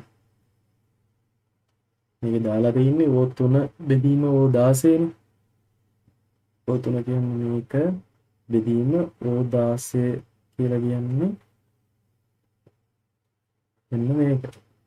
ඒ කියන්නේ වැඩිවීමත් එක්ක තියෙන අනුපාතය. එතකොට වැඩිවීම හැම වෙලේම වෙනස් වෙන්න බෑනේ. ඒ කියන්නේ මේ වැඩිවීම කියන එක නියතයක්. හරි. එතකොට දැන් මේක අපි මෙතනට දැම්ම කියලා හිතන්නකෝ මේක බෙදීම මේක කියලා. දැන් ඔය දාලා තියෙන විදිහට දාලා තිබ්බොත් ඊට පස්සේ මේක පල්ලෙහාට ඩ්‍රැග් කරද්දී මේක බෙදීම මීට යට එක වෙනවා අනිවාර්යයෙන්. ඒක එහෙම වෙන්න බෑ. මේක වෙන්න ඕන මේක බෙදීම ඒ කියන්නේ බංගලාදේශයේ බෙදීම මෙන්න මේ නියතාවකේ. highest increase ඒ කියන්නේ වැඩිවීම. එතකොට අපි දාන්න ඕන හරි එක මොකද්ද?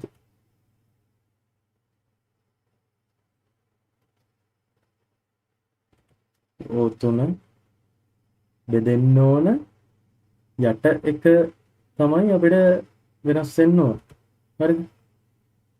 එතකොට මේකේ ඇත්තටම වෙනස් වෙන්න ඕන මොකද දැන් මේක මෙහෙන් පල්ලෙහාටනේ යන්නේ. පල්ලෙහාට යනකොට කොහොමදවත් O වෙනස් වෙන්නේ නැහැ. වෙනස් වෙන්නේ මේ නම්බර් එක විතරයිනේ. එතකොට අපිට නම්බර් එකට දැම්මම නම් ඇති. එහෙමයි කියන්නේ දැන්ට ලියලා තියෙන එක මේකනේ. O3 බෙදීම මොනේදී? O3 බෙදීම O16 නේ. කොහොම දාලා පැටි කිරීම C. කොහොමද? එතකොට මේකේ O3 කියන එක වෙනස් වෙන්න ඕනනේ පල්ලෙහාට යනකොට. ඒත් හැබැයි O වෙනස් වෙන්නේ නැහැ. මොකද එකම කොලම් එකේනේ. O3 බෙදීම O16 කියද්දිත් O වෙනස් වෙන්නේ නැහැ. මේක පල්ලෙහාට දාගෙන යන හින්දා වෙනස් වෙන්නේ නැහැ. එතකොට අපි දාන්න ඕන ඩොලර් සයින් එකයි 16. මොකද මේ 16 කියන ඉලක්කම ඒ කියන්නේ මේ සෙල් එක තමයි වෙනස් වෙන්න ඕනේ නැත්තේ. මෙහෙම දැම්මත් හරි. හැබැයි අපි මේ සෙල් එකම වෙනස් වෙන්නේ නැහැ කියලා පෙන්වන්න මෙහෙම දාමු. O3 බෙදීම ඩොලර් සයින් එකයි O ඩොලර් සයින් එකයි 16. ඉතුරු කැල්ල හලන්න එපා. ඒ කැල්ලක් දාලා තියන්න. වැඩි කිරීම 100ට 100. 100 100. එතකොට උත්තරයට එන්නේ කරන් මේක උත්තර කියන්නේ හතරවෙනි එක. හතරවෙනි එක එන්නේ O3 බෙදීම ඩොලර් සයින් එකයි O ඩොලර් සයින් එකයි 16 වැඩි කිරීම C. මේකයි අරගත් හරිය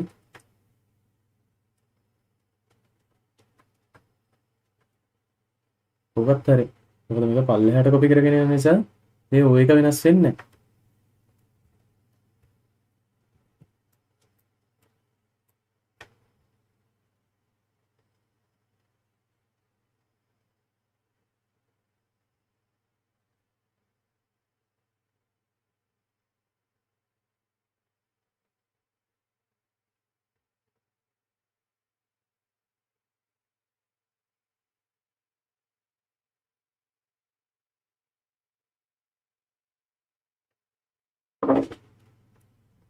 ඊට පස්සේ අන්තිම ප්‍රශ්නේ මම රටවල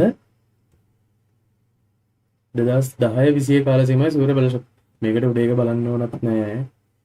කාල සීමාවේ සූර්ය බල ශක්තිය උත්පාදනය වෙනස් වීම සිදුවීමට රේඛා සහ වට ප්‍රස්ථාර අතුරෙන් කුමක් වඩාත් යෝග්‍ය වේද?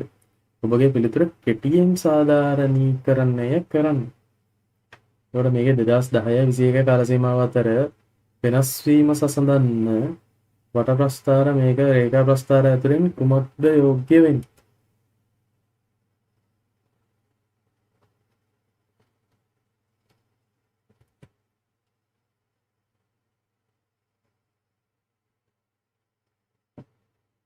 දැන් මෙතන අනුපාතය කියලා කිව්වනම් දැන් මටත් එකපාරට මේක හිතෙන මේ වට ප්‍රස්ථාර කියන. හැබැයි මෙතන මේ සූර්ය බල ශක්තිය උත්පාදනයේ වෙනස් වීම. උත්පාදනයේ වෙනස් වීම කියන්නේ මේ අපි හතරවෙනි කොටසේදී කතා කරපු එකට අදාළ එක නෙවෙයි. අර මේ මෙන්න මෙතන මේ ඉන්ටීරියර් දාපු එක නේද?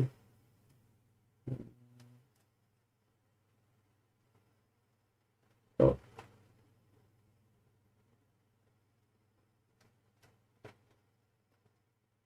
එන්නේ ඊට පස්සේ තීරණය.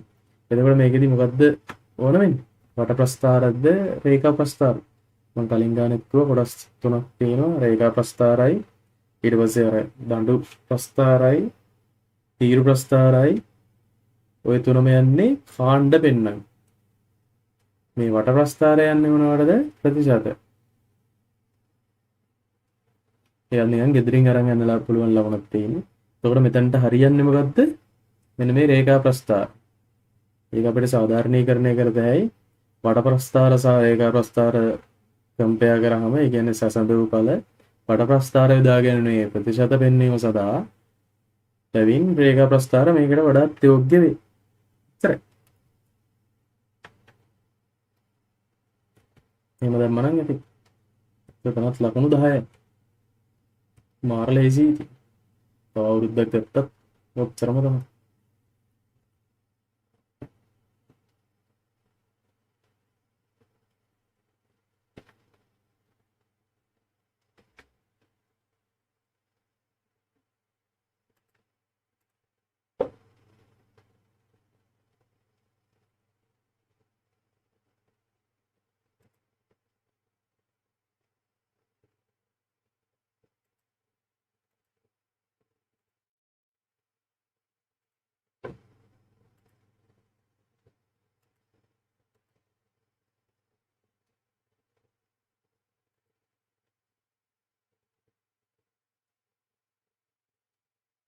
අපිට ගන්න මේ MCQ ප්‍රශ්නයක් කරනවා.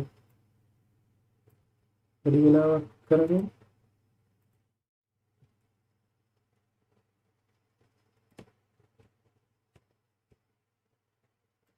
ගන්නවා 2023 දැන් අපි කතා කරගෙන ඉන්නකෝ එකේම මේ MCQ එක.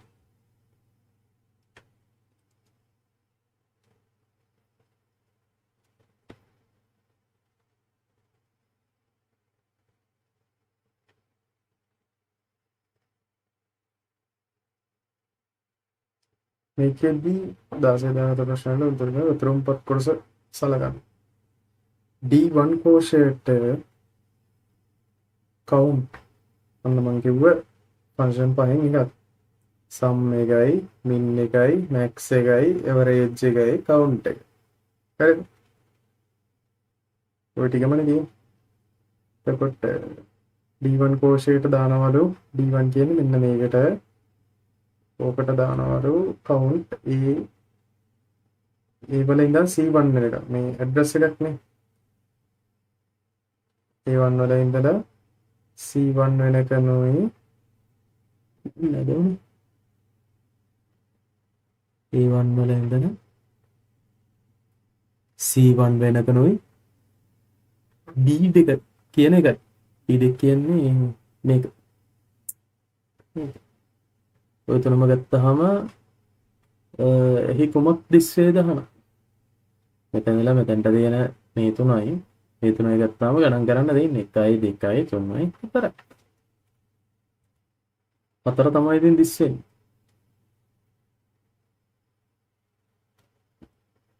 අතරම වෙලාව විනාඩියක්වත් යන්නේ නැති ඉතින් තප්පර 10ක් වගේ යන මිසි වෙන්නේ.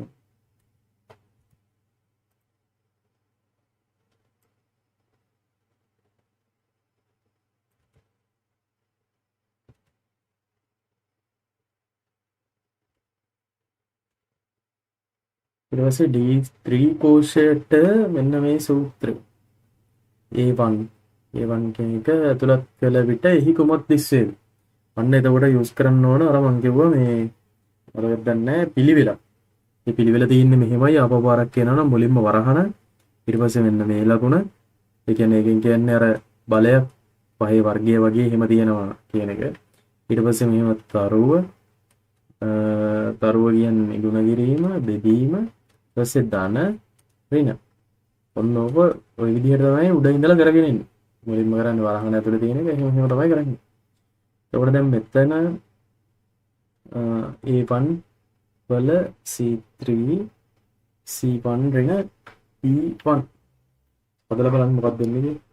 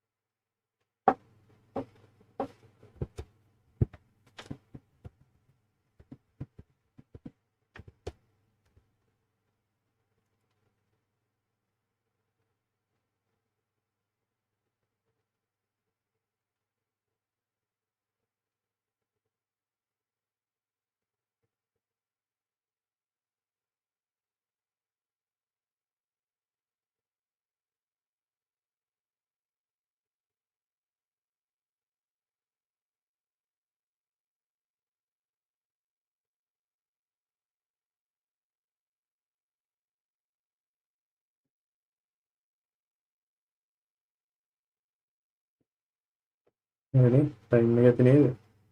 A1 කියන්නේ කීයද? මේ සූත්‍රයෙන් මම මෙතනින් පොඩ්ඩක් ආපහු ලියා ගන්නවා. A1 මේක C වැඩි කිරීම C1 B1. දැන් මම මේවා තියෙන අගයන් ටික ආදේශ කරගෙන එනවා. A1 කියන්නේ 3. ඊට පස්සේ 3 මේ ලකුණත් එහෙම දානවා. C3 කියලා කියන්නේ 1යි. වැඩි කිරීම C1 වෙන B1. C1 කියන්නේ මොකද්ද? 4යි. C1 කියන්නේ මේක, B1 කියන්නේ මේක. එතකොට 4 වෙන 2. ඊපස්සේ 3 පාරක් 4 ඍණ 2 කියන්නේ තාම වැඩි කරේ නැහැ. 4 ඍණ 2 කියන්නේ 2යි. වරහන් ඇතුලේ තියෙන එක මුලින්ම සුළු කරේ. හරිද? මොකද මෙතන මුලින්ම සුළු කරන්නේ වරහන්. ඊට පස්සේ මේක, ඊට පස්සේ ගුණ කිරීම, ඊට පස්සේ ධන. මොනවද එන පිළිවෙල. හරිද? එතකොට මෙතන වරහන් ඇතුලේ තියෙන එක මුලින්ම සුළු කරා 4න් 2ක් 2යි. ඊට පස්සේ 3 එක්වෙනි බලය 3යි. ඊට පස්සේ 3 වැඩි කිරීම 2.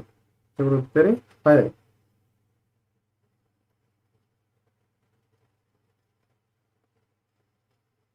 පයි කියලා කියන්නේ එතකොට පළවෙනි උත්තරේ.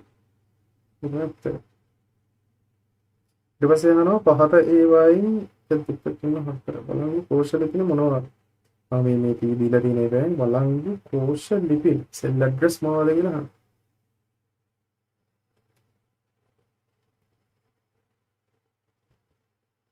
බලන්න කෝෂ ලිපින. බලන්න කෝෂ ලිපින මොනවද? මෙහෙම එකක් තියෙන්න පුළුවන්ද? K2 මෙහෙම එකක් තියෙන්න පුළුවන්. මෙහෙම එකක් තියෙන්න පුළුවන්. K2 කියන්නේ K කොලම් එකේ දෙවෙනි එක. හරිද? ඊට පස්සේ අන්න ඩොලර් සයින් මාක්. ඒකට මෙහෙම එකක් තියෙන්න පුළුවන්. පුළුවන්. ඩොලර් සයින් මාක් එක දාලා තින්නේ මේක ඇබ්සලියුට් එකක්. එහෙම නැත්නම් නිරපේක්ෂ එකක්. ඒ කියන්නේ මේක වෙනස් වෙන්නේ නැති එකක්. හරිද? කියන්නේ ඩොලර් සයින් එකයි K ඩොලර් සයින් එකයි 2. මෙහෙම එකක් තියෙන්නත් පුළුවන්. මේකක් තියෙන්න පුළුවන්. මෙහෙම එකක් තියෙන්න පුළුවන්ද? මෙහෙම එකක් තියෙන්න බෑ. මොකද මේ ඩොලර් සයින් එක පිටිපස්සට දාන්නේ නැහැ සාමාන්‍යයෙන්. කෝෂ ලිපිය එක. අපි දාන්නේ මෙතන ඉස්සරහට. මේක දෙකට ඉස්සරහින් තිබ්බනම් සාමාන්‍යයෙන් මේක වෙන්න තිබ්බ. මේක වෙන්න බෑ. මේකෙත් same thing. මෙතන ඩොලර් සයින් එක පිටිපස්සේ තියෙන්නේ. ඒකෝර මේක වෙන්නේ නැහැ. මේකේ උත්තරේ 1 2 විතරයි. ඊට පස්සේ අපිට කියනවා 19 සිට 22 දෙක පිළිතුරු සැපයීමට පහත අඩ වශයෙන් පෙන්වයිදී දත්ත සමුදාව කුසල ගන්න.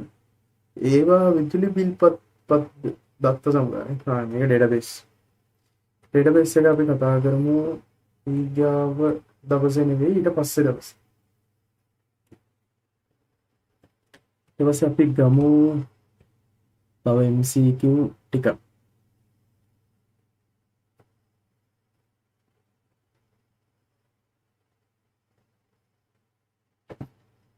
මම හිතනවා දැන් මේ Excel පාඩමින් කතා කරපු ටික ඇති. ඉතුරු ටිකක් මම දාන්නම් ඔයගොල්ලන්ට කරන්න. මෙතන මේ තියෙන ප්ලෑන් එක මම ඊගාව දවසටත් කන්ටිනියු කරනවා.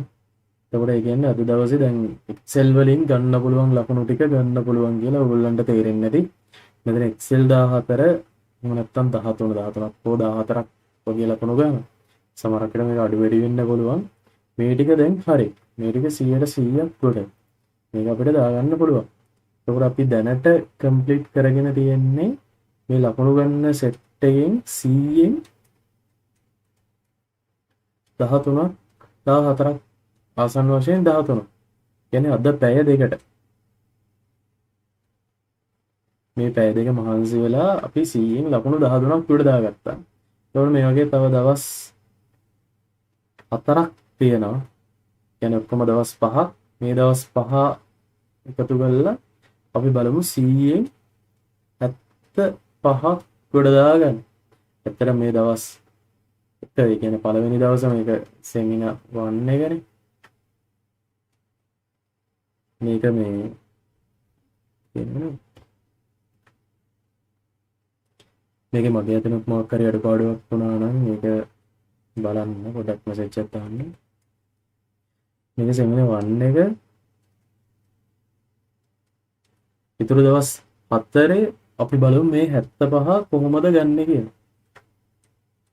75න් දැන් තව ඉතුරු වෙලා තියෙන්නේ එතකොට 75න් 13ක් ගියාම 62යි නේ. 75න් 13ක් ගියාම තව 62ක් ගන්න දෙනවා මේ ටිකේ.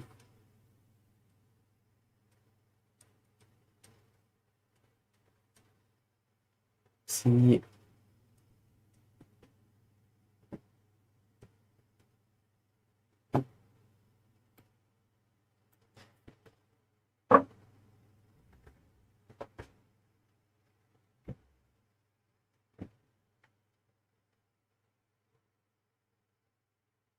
හරි එහෙනම් අද දවසේ මම කතා කරන්න බලාපොරොත්තු වෙන්නේ උච්චරයි. මොකද අද ෆස්ට් ඩේ එක නිසා ඊට පස්සේ අපි බලමු කොහොමද මේ ටිකෙන් ලකුණු ටිකක් අහුල ගන්න කියලා. ඊග දවසේ මම කතා කරන්න බලාපොරොත්තු වෙනවා ප්‍රෝග්‍රෑමින් හරි මේ පාඩම් තුන හරි. ඕ ඩේටාබේස් හරි ඔය තුනෙන් එකක් තමයි ඊගව දවසේ කරන්නේ. හරිද? ඊගව දවසයි මේ විස්තර ටික ඔක්කොම WhatsApp group එකේ අප්ඩේට් කරන්නම්. ඔයාගේ දන්නේ නැති යාළුවෝ ඉන්නවා නම් මේ වීඩියෝ එකත් මම දාන්නම්. මේකත් ඉතුරු වෙනවා YouTube එකේ. ඒකත් බලන්න පුළුවන්. හැබැයි එකම දේ live බලද්දී බලන්න පුළුවන්. දෙකට.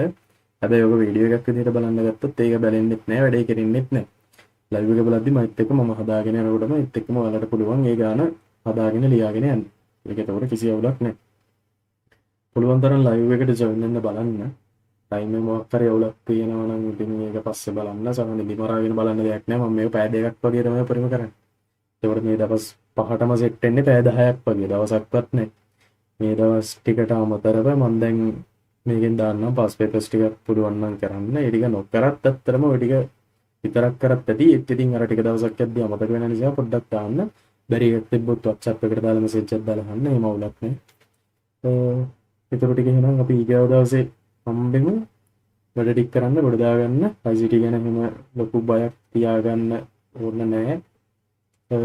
ඉතුරු සබ්ජෙක්ට් ටික ගැන බලන්න. මේ ටිකෙන් අපි කොහොම හරි කරලා 75ක් ගොඩ දාගමු. 75ක් ගමු. අනිත් සබ්ජෙක්ට් එක කියන ඔයගොල්ලන් පාඩම් කරන ඒවා තියෙනවනේ හිස්ටරි ඊට පස්සේ සයන්ස් ඒවා ඒවා ටික බලාගන්න. මේකදී ඇත්තටම පාඩම් කරන්න දැන් පාඩම් කරන්න තියාගන්න එපා. පාඩම් කරාට කමක් නැහැ. සාමාන්‍යයෙන් මුල් කාලේ ඉඳන් පාඩම් කරපු කෙනෙක් නම් මේ පාඩම් ඔක්කොගෙම ලකුණු ටික අරගෙන හොඳ ලකුණු 98ක් 99ක් වගේ දාගන්න. හැබැයි එහෙම දාගත්ත කෙනෙක්ටත් එන්නේ ඒක. 75ක් ගත්ත කෙනෙක්ටත් එන්නේ ඒක. වැඩ ටික ඔයාලට වෙලාවක් තියෙනවා නම් ඒ ටික මැනේජ් කරගන්න. මම රෙකමන්ඩ් කරනවා දැන් මේ වගේ සබ්ජෙක්ට් එකක් පාඩම් කරන්න ලොකු ටයිම් එකක් නාස්ති කරන්න එපා කියලා. ඒ කියන්නේ මේ වගේ අර මේ අත්‍යවශ්‍ය ඒවා ටිකක් විතරක් කරලා මේ 75 ගොඩ දාගන්න පුළුවන් ඇත්තටම. මේ දැන් අද දවසේ කරපු ටික මොකක් හරි අවුලක් තියෙනවා නම් ඒක ඇත්තටම තේරුම් නැත්තම් ඒක මම දන්නේ නැහැ මේ සාමාන්‍යයෙන් මොන කෙනෙක්ට තේරෙනවනේ. මට තේරෙන ලේසි එකක් තමයි මේ පළවෙනි දවසේ විදිහට කරේ. ඊට පස්සේ මෙතනින් ඇත්තටම අමාරුයි කියලා තියෙනවා නම් තියෙන්නේ මේ ප්‍රෝග්‍රෑමින් පාඩම ටිකක් අමාරුයි. ඒකත් අමාරුවක් නෑ අල්ලගත්ත කෙනෙක්ට. හැබැයි මෙතන ලකුණු 20ම ස්කෝර් කරගන්න නම් අමාරුයි සාමාන්‍ය කෙනෙක්ට. ඊට පස්සේ මෙතන ඩේටාබේස් එක නම් ලොකු අවුලක් නෑ. මේ තුනත් එහෙම තමයි. ඒකත් කරගන්න පුළුවන්. හරි එහෙනම් හැමෝටම good night. thank you live එකේ ඉඳියට ඔයගොල්ලන්ට. හරි එහෙනම් වෙන කරන